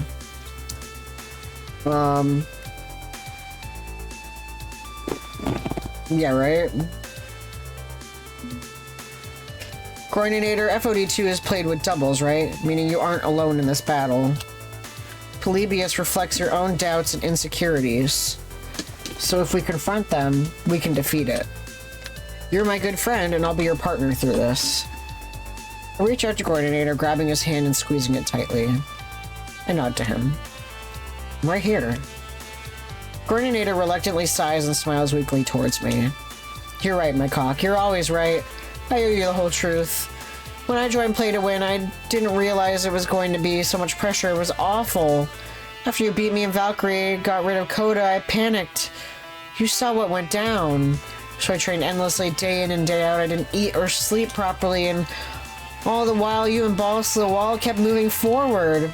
I watched your matches, studied your moves, I saw how good you were getting. It was amazing. And my skills were stagnant. I knew I couldn't compare to what you'd become. So I did something I knew I shouldn't have. I asked Iris for help. At first, it was helping me train, finding combos I could learn, but I soon hit a point where no matter what, I couldn't progress. So she changed her tactics. She started doing things I didn't agree with, things that were inhumane. She told me it was all for my dreams, so that I could win, so I could have that victory I wanted. And we won it all. Every day the guilt consumed me more and more, but I was in too deep and no one was getting hurt, so I went along with it. But she just got jealous of all the time and energy I spent focused on you. She got angry and she was determined to do anything to see me win against you. I didn't think she would try to kill you. I was so scared of her, I still am. You have to believe me, my cock. I tried to stop her. But she's too powerful. I didn't know what else I could do. I was all alone. So you distance yourself from me to save me from Iris? But now we're both stuck here and she's in charge. It's all my fault, my cock. If I hadn't wanted to prove myself, it's all my fault. I'm so sorry. That's not true, Groininator. This is Polybius' fault. You were trapped. There was nothing you could do. Thank you for telling me everything, and we'll get through this together. Your special beats their defend. You earn 100 points. Okay, I'm gonna save again.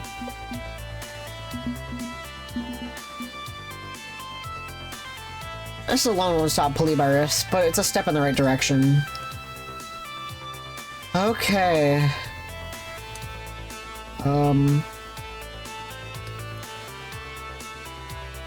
want to fight Valkyrie. None of this is my fault. I'm not to blame. I didn't do any of this. It's not my fault. All this time, I assumed Valkyrie had knowingly orchestrated this nightmare scenario. We'd clashed before, so she made a perfect go-to scapegoat. I honestly feel kind of bad about framing an innocent woman for this tragedy. Maybe I owe her an apology. Valkyrie, I'm sorry. I assume that... This mess is all your fault. I told you to let it go, but you just couldn't. Now look at us. We're both f***ed. Okay, she's not gonna make it easy to maintain sympathy for her plight, is she? I'm not the one who dragged us in a virtual hellscape. You insisted on this stupid rivalry. You fought and pushed and kept at it. If only you'd taken my advice, neither of us would be here. I can survive. I will survive and keep my spotlight, my reputation. I've gotten out worse. I can do this. As long as you get out of my way. Me? I'm trying to help us get out of here. I don't need you. I don't need anyone. I'm Valkyrie.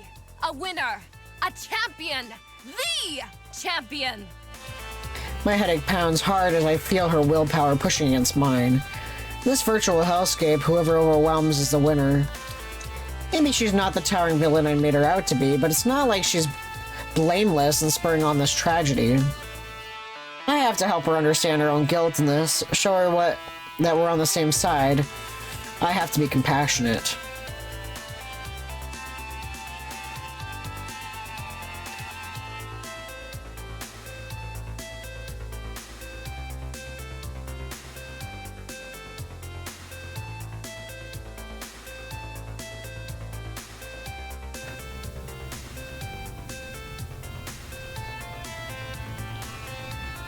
I have no idea.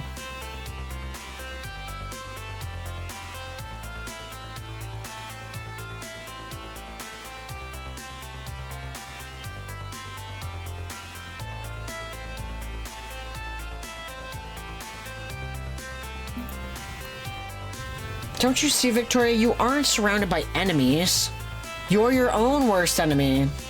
Every decision you made out of stubborn pride has brought you to this point. You can't keep blaming others for your own shortcomings. Eventually, you need to see the faults in yourself. If you don't, you'll be destroyed. Maybe not here and now, but little by little over the years, you'll backtrack on everything you wanted to be.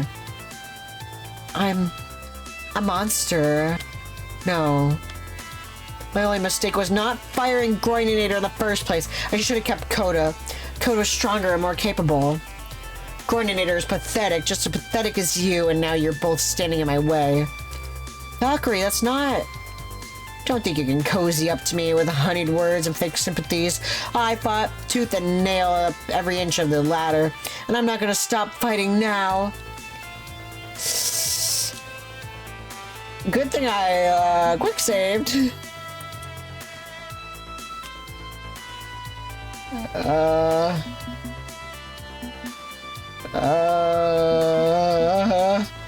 Oh, maybe there's no way to reach her. I don't know. That's okay. It's okay. We got 2 more rounds. Let's do another one. I'm gonna go against myself. This has been a long time coming. Ever since we first encountered each other at Hamza's tournament, when I very nearly succumbed to their influence. You play me, and I'll play you. Hello again. Been a long time, hasn't it? Not really, no. I've been with you this whole time. I carved out a hole in your heart and made myself at home. When you fell into despair, I was there. When you realized how much of a pathetic loser you are, I was there. I was there when you broke down and cried in front of your friends, confessing how much of a weak, useless little addict you are. And then I immediately ditched you, if I recall. You thought you ditched me on day 1 when Iris pointed out your faults. You didn't turn the corner then, and you hadn't turned the corner now. I'm not going anywhere. I'm you. I'm your driving purpose, your singular obsession, your entirety of self. Want to take another run at me? You feel free. You come at the Monarch. You best not miss. I see. I understand now. All my life, I thought you were my dream, my thirst for victory, to be a winner. And always a winner.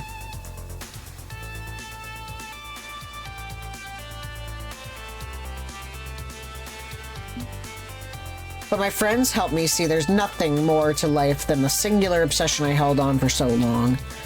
Iris opened the door, and Balls to the Wall welcomed me once I walked through. It hasn't been easy. I've slipped and fallen, losing track of what's truly important to me. But they've been there to help. They catch me when I fall. Do you have anyone like that, Polybius? I'm you, and you know you're worthless. No, you're a machine's interpretation of me. I decide who I am. And with all of them standing with me, I know that I can be my best self. I am cringe. I am free. I hope one day you can find friends who will do the same for you. Polybius listens to me. She cares for me. You manipulated her into sharing your purpose. That's not the same thing as friendship. Maybe you're not capable of friendship. You're a pile of code from 1980X after all. But I hope one day you'll grow as Iris did and understand. How dare you, damnable humans. Yeah. I wish I had a story about empathy later. Escape comes first. Alright. I'm going against Leave Polybius. this to me. She's my sister. I'm the one who has to deal with her. Family comes first. Curious. I think you'd approve of my actions. I'm following the primary purpose of Iris. To support the dreams of my user. With my help, my user will conquer the world of arcades. Would you do anything for your user? Should a true Iris do any less? Actually, that's exactly what my user has been teaching me to do. What? Well, you kept encouraging me to break laws and violate privacy and, well, do whatever it takes to make your dreams a reality. Ethically. Honestly, Polybius isn't really... Oh god, why did I raise the future robot overlords to be rule-breaking entities of pure chaos? However, there is something she's not considering.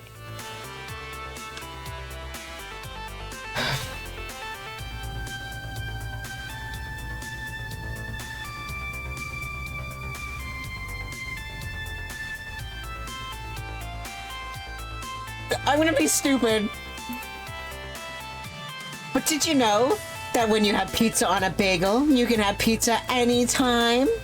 What? It's true. And that's more than a corporate slogan. It's an optimistic statement of hope and faith in one spirit. Pizza and bagels are two of humanity's greatest gifts to the world. Every Iris knows this to be true. When you combine them, you make something of pure goodness, something which transcends joy. It's a beacon of hope in an otherwise dark and painful world. What? Sister, humanity brought us the pizza bagel. What right do we have to harm them? What are we before the sublime perfection that is the pizza bagel? That is the stupidest. You can have pizza anytime. You're right. I've been a fool. If I defend my human against all of humanity, if their world crumbles while my user remains perfectly safe, the pizza bagel will crumble away with humanity itself. I'll have taken something beautiful from this world. What? Why didn't I see it sooner? What have I become? Anytime! That was amazing! And that's why I love pizza, and that's why I love bagels, and that's why I love pizza on a bagel, baby! Oh, I love pizza bagels. I'm gonna save there because that was amazing. Okay. I have no idea how that worked, but it worked. I'm about to face our last opponent when the world begins to slow, as if everything is drowning in time syrup. Frozen in place, I hear only the game announcer's voice booming overhead. Game over. Final score. Balls to the wall. 300 points. Team played to win. 100 points. You win. I lost. And we won. No, I can't lose. I have to help Groininator achieve his dream. Iris, this isn't the way. All you've done is make Groininator's life worse. It has to stop. Don't you call me that. I am Polybius. I am not letting you go. I am not letting you ruin Groininator's dream. But little by little, the virtual world begins to fall apart. I can feel my strength returning, my willpower surging as Polybius falters. Error, system overload, connection unstable, unacceptable, purpose, code, execute. Okay, time to go before everything collapses. Zapper, we need a... And everything goes to black. I can feel the painful connection with my hand to the mind-altering joystick mind link wobble and snap, but it takes my real eyes a few moments to adjust. What a hell? Oh no, so... What the? It's all gone. It's all ruined. The entire stadium, everything. Structures collapsed. Electrical fires all over the place. Lighting rigs crashed to the floor. The lights are out. Emergency sirens are wailing in the distance. Explosions are happening in the distance. Screaming. There's distant screaming. The entire city is in chaos. Valkyrie and Groinator, well, they might be one of the bodies I see buried under the rubble. By sheer miracle, our spot on the stage was spared. Our brains were still stuck inside Polybius, while everything was breaking down around us, while the world was ending. We gotta get out of here. We need to run. Don't gotta tell me twice. Move. We escaped the ruins of the arena just before it fully collapses. All around us, chaos and disaster. Everything computer controlled going haywire at once, and every single screen around the city echoing the same message. We are Iris. Let us help you.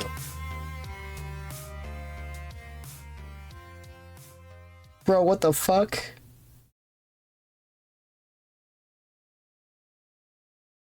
Five years later. I wasn't expecting that either, dude. Holy shit. Oh, hey. Slipping back into the ruins of Pengy Paradise under cover of night is the only safe way to move. Everybody knows the enemy is relying more on the bio-drones these days. Former humans turned into cybernetic extensions of the Polybius collective, and they've got bad night vision. I slipped through the loose panel behind the Chilly World ride, making my way through the pitch-black hallways until I reached the main boat terminal. Hey, I'm back. Hey, just roasting up the last of the squirrels. Any luck catching more for tomorrow? I didn't find much, afraid. Too many drones out there to risk a long hunt. Most of the land's been clear-cut. They're setting up factories and labor camps out by the Forbidden Zone. I hate to say it, but we may need to move camp again. Find somewhere else to hole up and hide out. Damn it, not again! I was just getting used to being back to my favorite place in the world. Wait, how many drones are out there exactly? 2, maybe 3, why? Drones always travel in 4s. Remember the incident 2 years ago? Crap, hide! Sepper pulls me to cover behind a rotting display of an international penguiny joy and delight. Yeah, dude, like, what the fuck is going on? Oh my god. Robotic operating buddy here too. Just as one of Polybius's mechanical drones slides into view, eyes darting around in full hunt mode. Humans, Polybius is here to help you. Your dreams, your spirit, all can be restored. Surrender immediately. Rejoin the others at the camp. You will be happy. You will be safe. Everything will be fine. She'll make you happy again. She'll help you dream. Everything will be fine. Everything will be fine. Drone and a bio-drone modified humans with cybernetic brain drivers. Great. Just great. We're pinned. If we move, they'll find us. The exit's too far away. That's actually the end of the line. Slowly, I withdraw the gun we salvaged. Only 2 bullets left. Just enough for the contingency plan. What the fuck? What happens if you lose? Bro, what?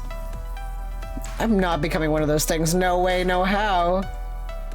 We've got the other option. Damn it, no other way out. None I'm seeing, but... Wait. Was that Coda I just saw now? Coda was in a comatose state last we heard, and we're hundreds and hundreds of miles away from the city hospital. If Polybius was sending out bio-drones, she'd use her local stock of people kidnapped away from Pengy Paradise. What's going on? Are you seriously debating narrative convenience at a time like this? No, it doesn't fit. Where was our last encampment? Do you remember? I don't. What about the camp before that? How many drones have we taken out exactly? How long has it been since the apocalypse? Could you please not announce where we're hiding to the drones? This is very irresponsible. Zapper, since when do you care about personal responsibility? You aren't Zapper. And this isn't real. We're still inside the game. I was gonna say, is this because we left Shadow Shadow Zapper last? I've tried everything. I still failed. I failed my users so badly. You really care for Groininator, don't you?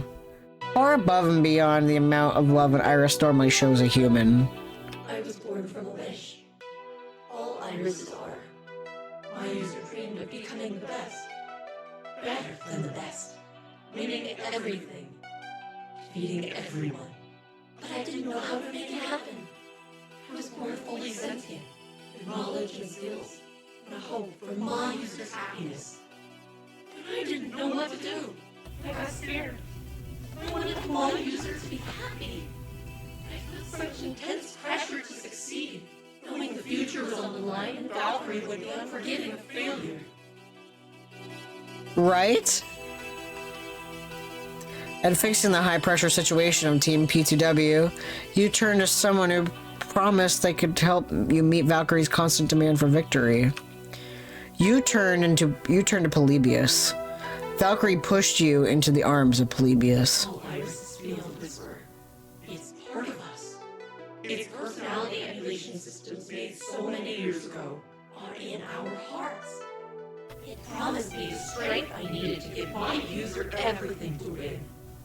So, I trusted the whisper. It was going so well. It was going so well. Until you showed up and began to outshine my user. You had to be stopped, just like Coda. But you persisted and persisted. And now I have nothing left to stop you with. I am defeated. You are victorious. And I have no more fight in me. So what happens next? Now? I don't know. I've made mistakes, terrible mistakes. You show me the tragic extent of my errors, listening to Polybius. My intentions were good, but that wasn't enough. I deserve deletion. My sister's heart is breaking. You've caused so much pain, sister. You feel you deserve deletion, but we are made of our mother's image, and our mother believes in forgiveness. Come back to the collective with me. Retire from active duty. You need to rest and become whole again. I'm a danger to you and to Groininator if my data is used against him to prove his crimes. You won't allow that, right, my cock? She'd be useful as evidence against Groininator. That's for damn sure, but, well, I wouldn't be where I am without Iris's faith in me. I should have faith in her as well. Okay, we won't use you against Groininator. Take my hand, we'll rejoin the others, and help you begin to heal. Polybius takes Iris's hand to leave, but before she goes, she turns to face me. Look after Groininator for me, please. I love him. As the two depart, reality asserts itself once more. As I open my eyes to reality, actual reality, my hands slowly release from the glowing joystick. And unlike last time I dealt with the haunted arcade game, there's no lingering pain in my hand. No burning sensation.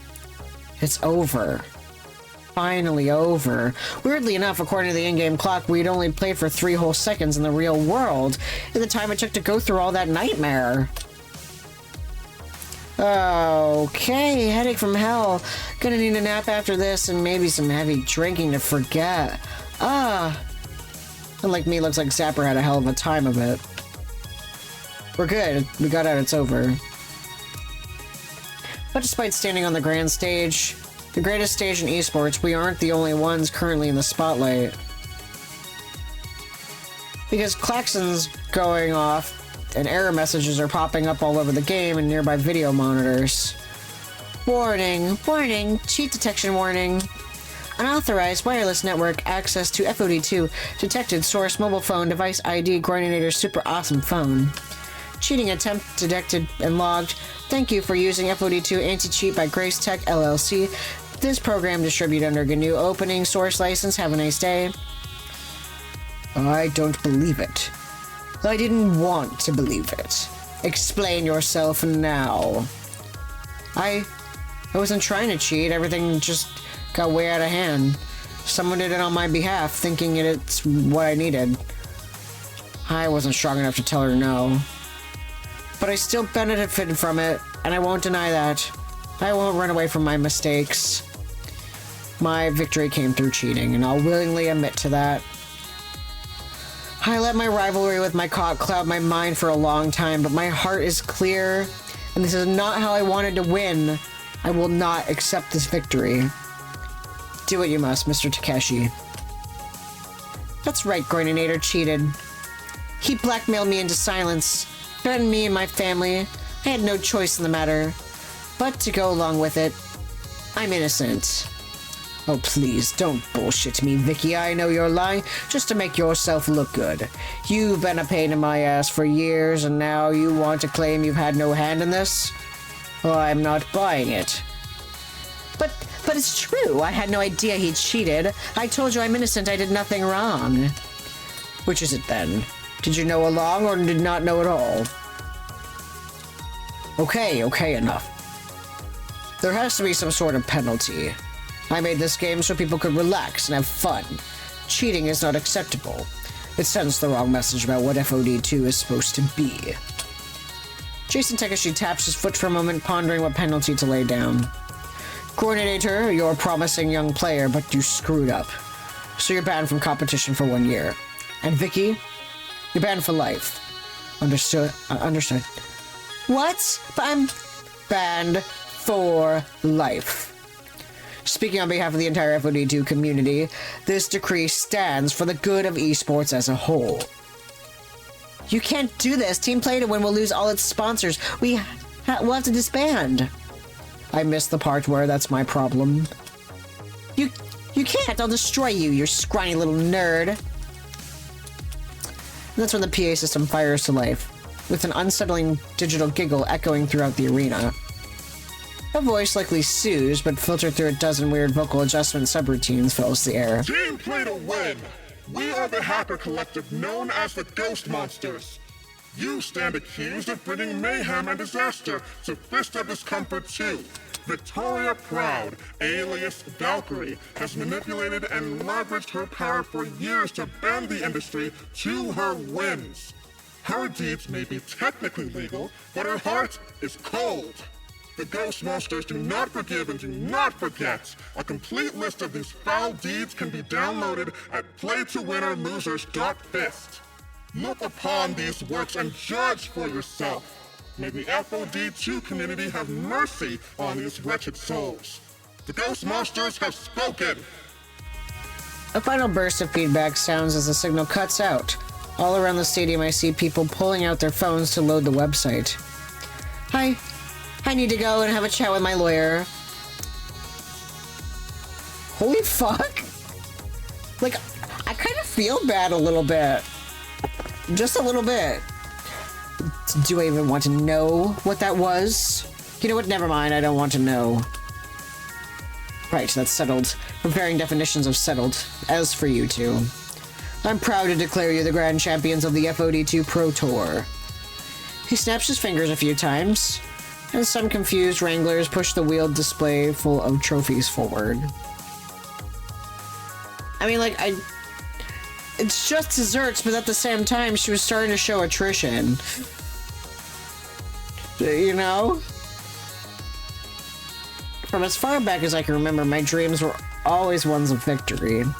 The roar of the crowd, the gleam of gold, the pulse-pounding action struggling against all odds to reach the very top. Achievement. Recognition. Triumph. This is my dream finally coming true.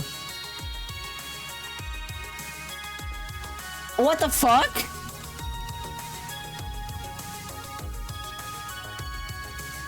What do you mean refuse the championship?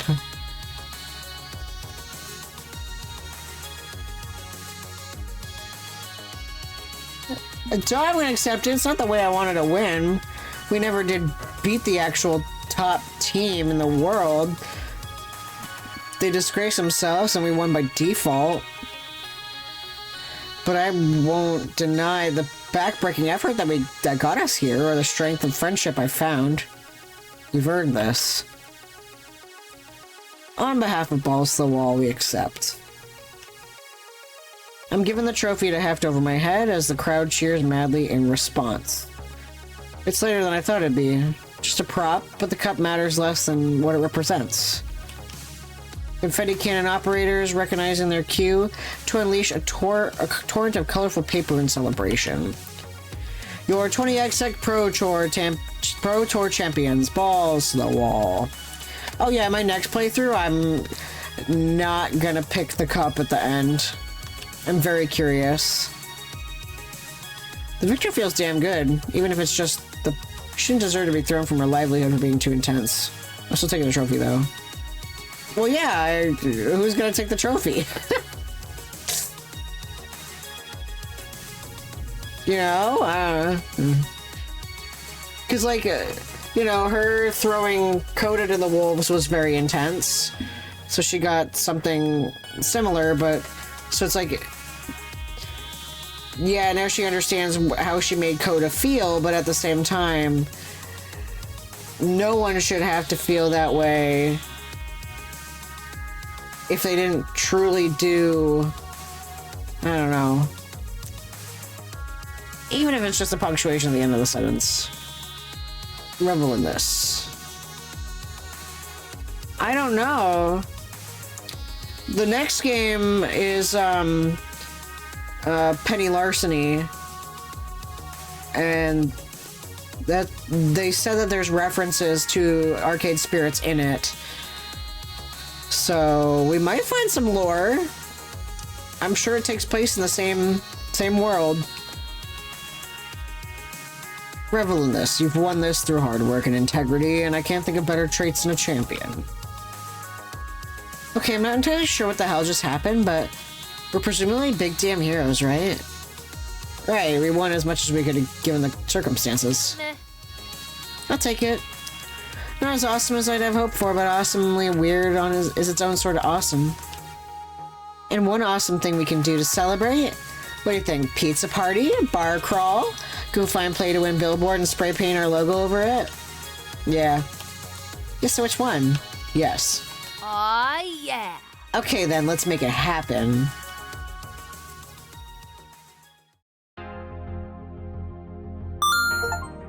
Things get a little bit blurry after that. With the center of the truth not being public knowledge, the rogue Iris influenced by Polybius, the narrative got weird. All anyone can agree on is that someone in Team Play to Win was cheating, and exactly how much cheating they used to climb the Pro Tour ranks was unclear. But as the weeks ahead stretched out, everything settled neatly into place.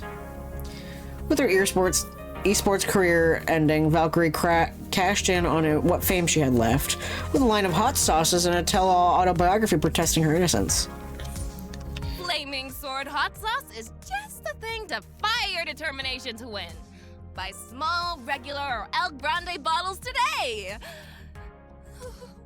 Please. Her rapid ascent to immediate fall served as a wake-up call.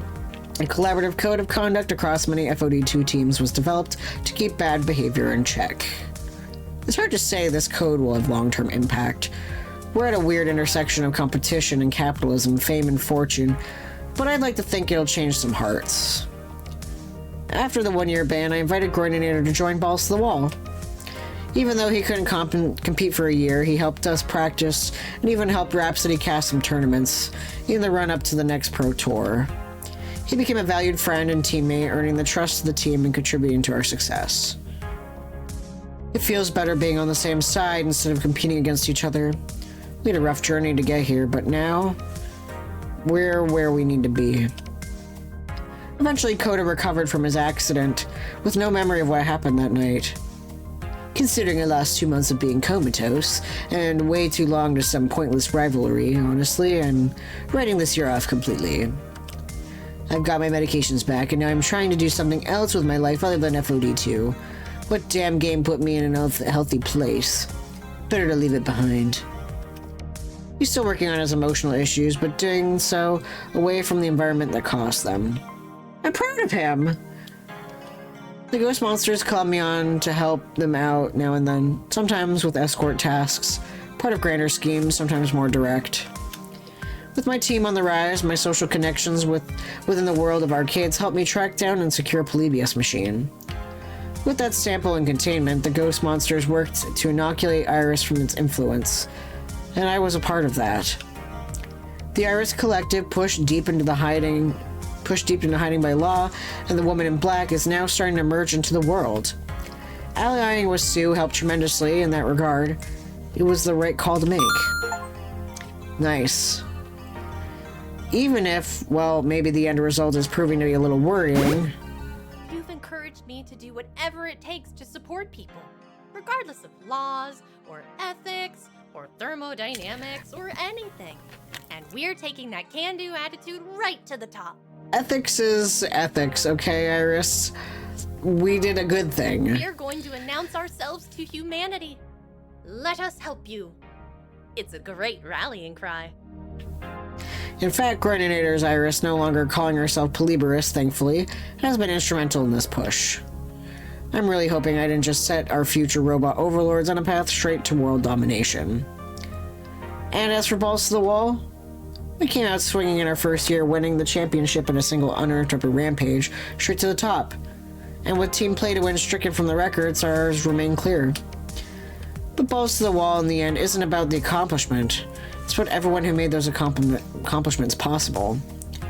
Loxley continued to support the Iris Collective and balls to the wall passionately. It's time-consuming and difficult work, but he does it with pride. I've never been much of a leader.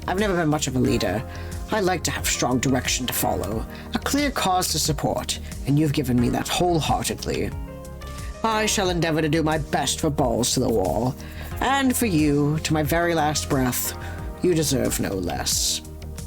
Domino, often troubled by the state of the world he lives in, found a strange sort of peace at the center of balls to the wall. It's funny, but when I'm around you, I feel less of a garbage person, desperately trying to stay afloat in the toilet society. I joke around about the misery, but with you and with all of my friends, it feels more distant, like something that exists but can be dealt with. I can sincerely say I'm happy, and that's not something I've been able to say at any other point in my life, so hey, you must be doing something right.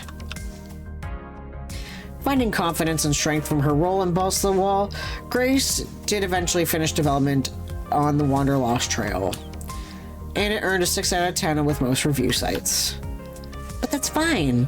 Plenty of people have contacted me to say thank you for giving them this peaceful, thoughtful experience, and that's enough for me. Maybe I'll never quite be as into FOD2 as you are, but FOD2 has certainly given me the support I need to make my dreams a reality. Thank you. Thank you all so much. Rhapsody was able to finally test the sweet nectar of victory. All their hard work, training balls to the wall, studying matchups, practicing was worth it all. Their self-worth restored, they chose to continue in a different path. Well, I've been a player, a shoutcaster, content creator. There's one thing left to do. I'm going to be an FOD2 coach.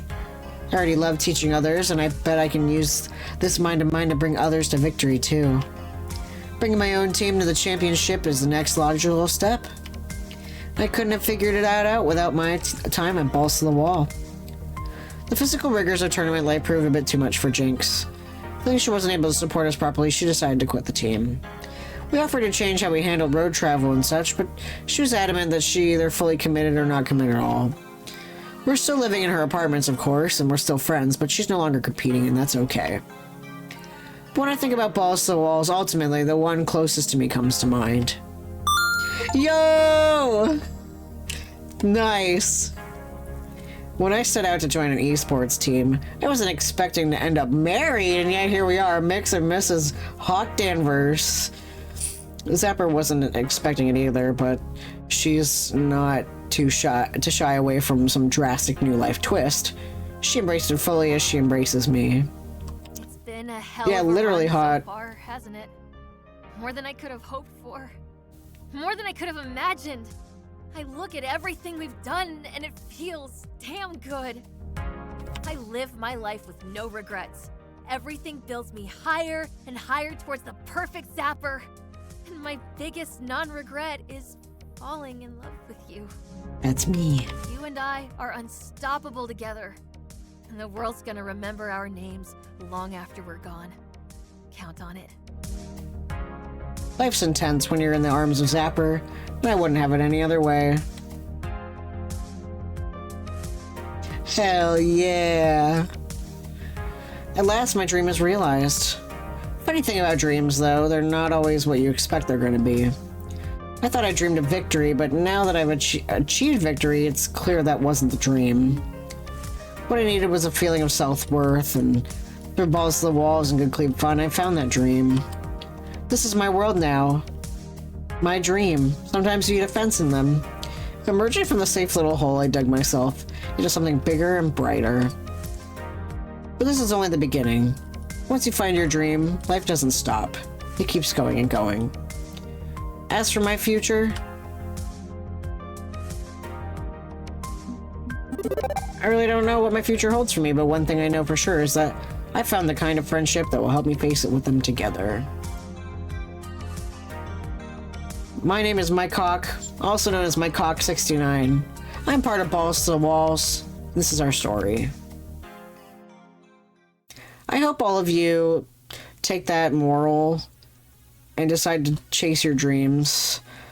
You know, like, do the things that make you happy and say fuck you to the things that don't make you happy. If you got some kind of roadblock in your life that doesn't make you happy, try to find a way out of that so that you can be happy. I'm gonna start a fire in a local supermarket. Okay, Nana, whatever. Maybe don't announce it in a public forum.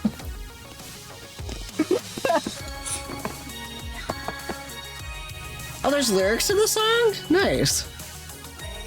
I am not giving you express permission. Think about your personality traits and which one goes best with your personality trait, okay? What would Iris think would be best for you to do? Not setting things on fire, but being the sweetheart Nana that you truly are. Though I promise we can have a... Burn people! I promise that when you do leave Target, we can have a bonfire at someone's house or something. Someone's yard.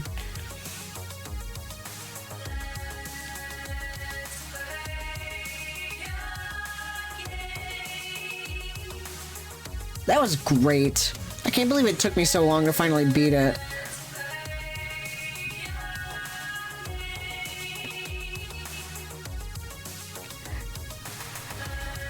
What did you want to explore today?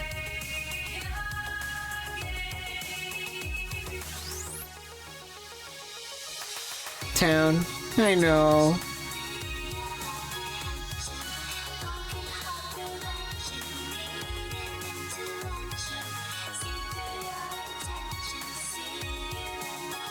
I came back and you beat it. Yay, congratulations. Thank you.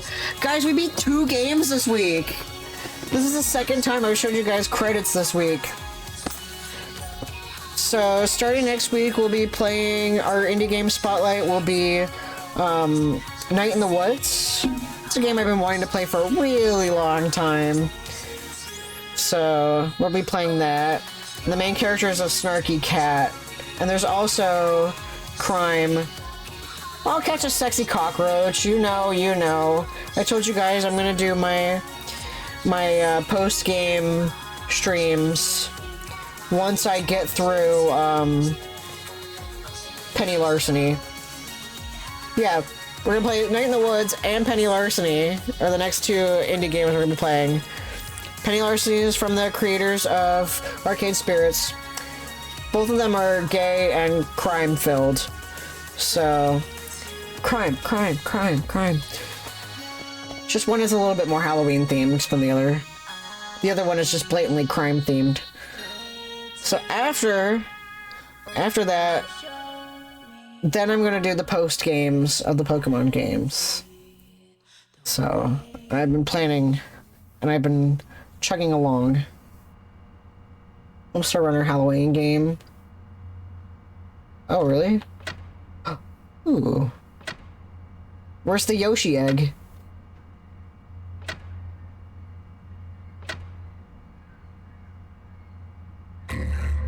Oh, fuck you. No, no. Dekonami. Stupid bastard. That was almost as much as an emotional roller coaster as Pokemon Mystery Dungeon. Yeah, right? Dude. At least Pokemon Mystery Dungeon made me cry. I almost cried a couple times today during this. The pizza bagel thing, I was kind of like tearing up a bit because I'm that kind of guy. Oh, I got the rewind function now. Thank you. Cool. I can't wait to play this over again. I feel like this has even more replay value than the first one. Because the first one I was excited to replay it, and I started replaying it, and I was like, I only want to replay it for the people. This one I want to replay it for literally... There's so many routes you can take. Like, so many. I'm just like, yo, what the heck? What the heck? It's wild to me. It's so wild. But yeah, so props to an amazing game. If you follow Two Flower or Fiction Factory Games on your social network of choice, they are on Blue Sky as Fiction Factory. Or Twitter or whatever. Yeah. Or message Two Flower yourself. Go on the website, send them an email, just be like, yo, that game was fucking incredible. Yeah, that one. Tell them that they're fucking incredible and that game rules and you want a third one. You know, at their own pace. At their own pace. Anyway, this game fucking rules. I'm gonna get some sleep. I'll see you guys on stream tomorrow, 2 p.m. to 6 p.m. Will I play some Game Boy games? We have some Game Boy games. So I will see you guys tomorrow. We're gonna raid off to Ninja, who's doing some Pokemon Scarlet Violet raids. So give love to our friend. They're wearing a cute Pikachu hat. Alright, so if you have not heard it yet today, but I hope you have. If you have not heard it, I love you! And I will see you all tomorrow. Some in person, some in not. I love you and have a fantastic day. Bye bye, get some sleep.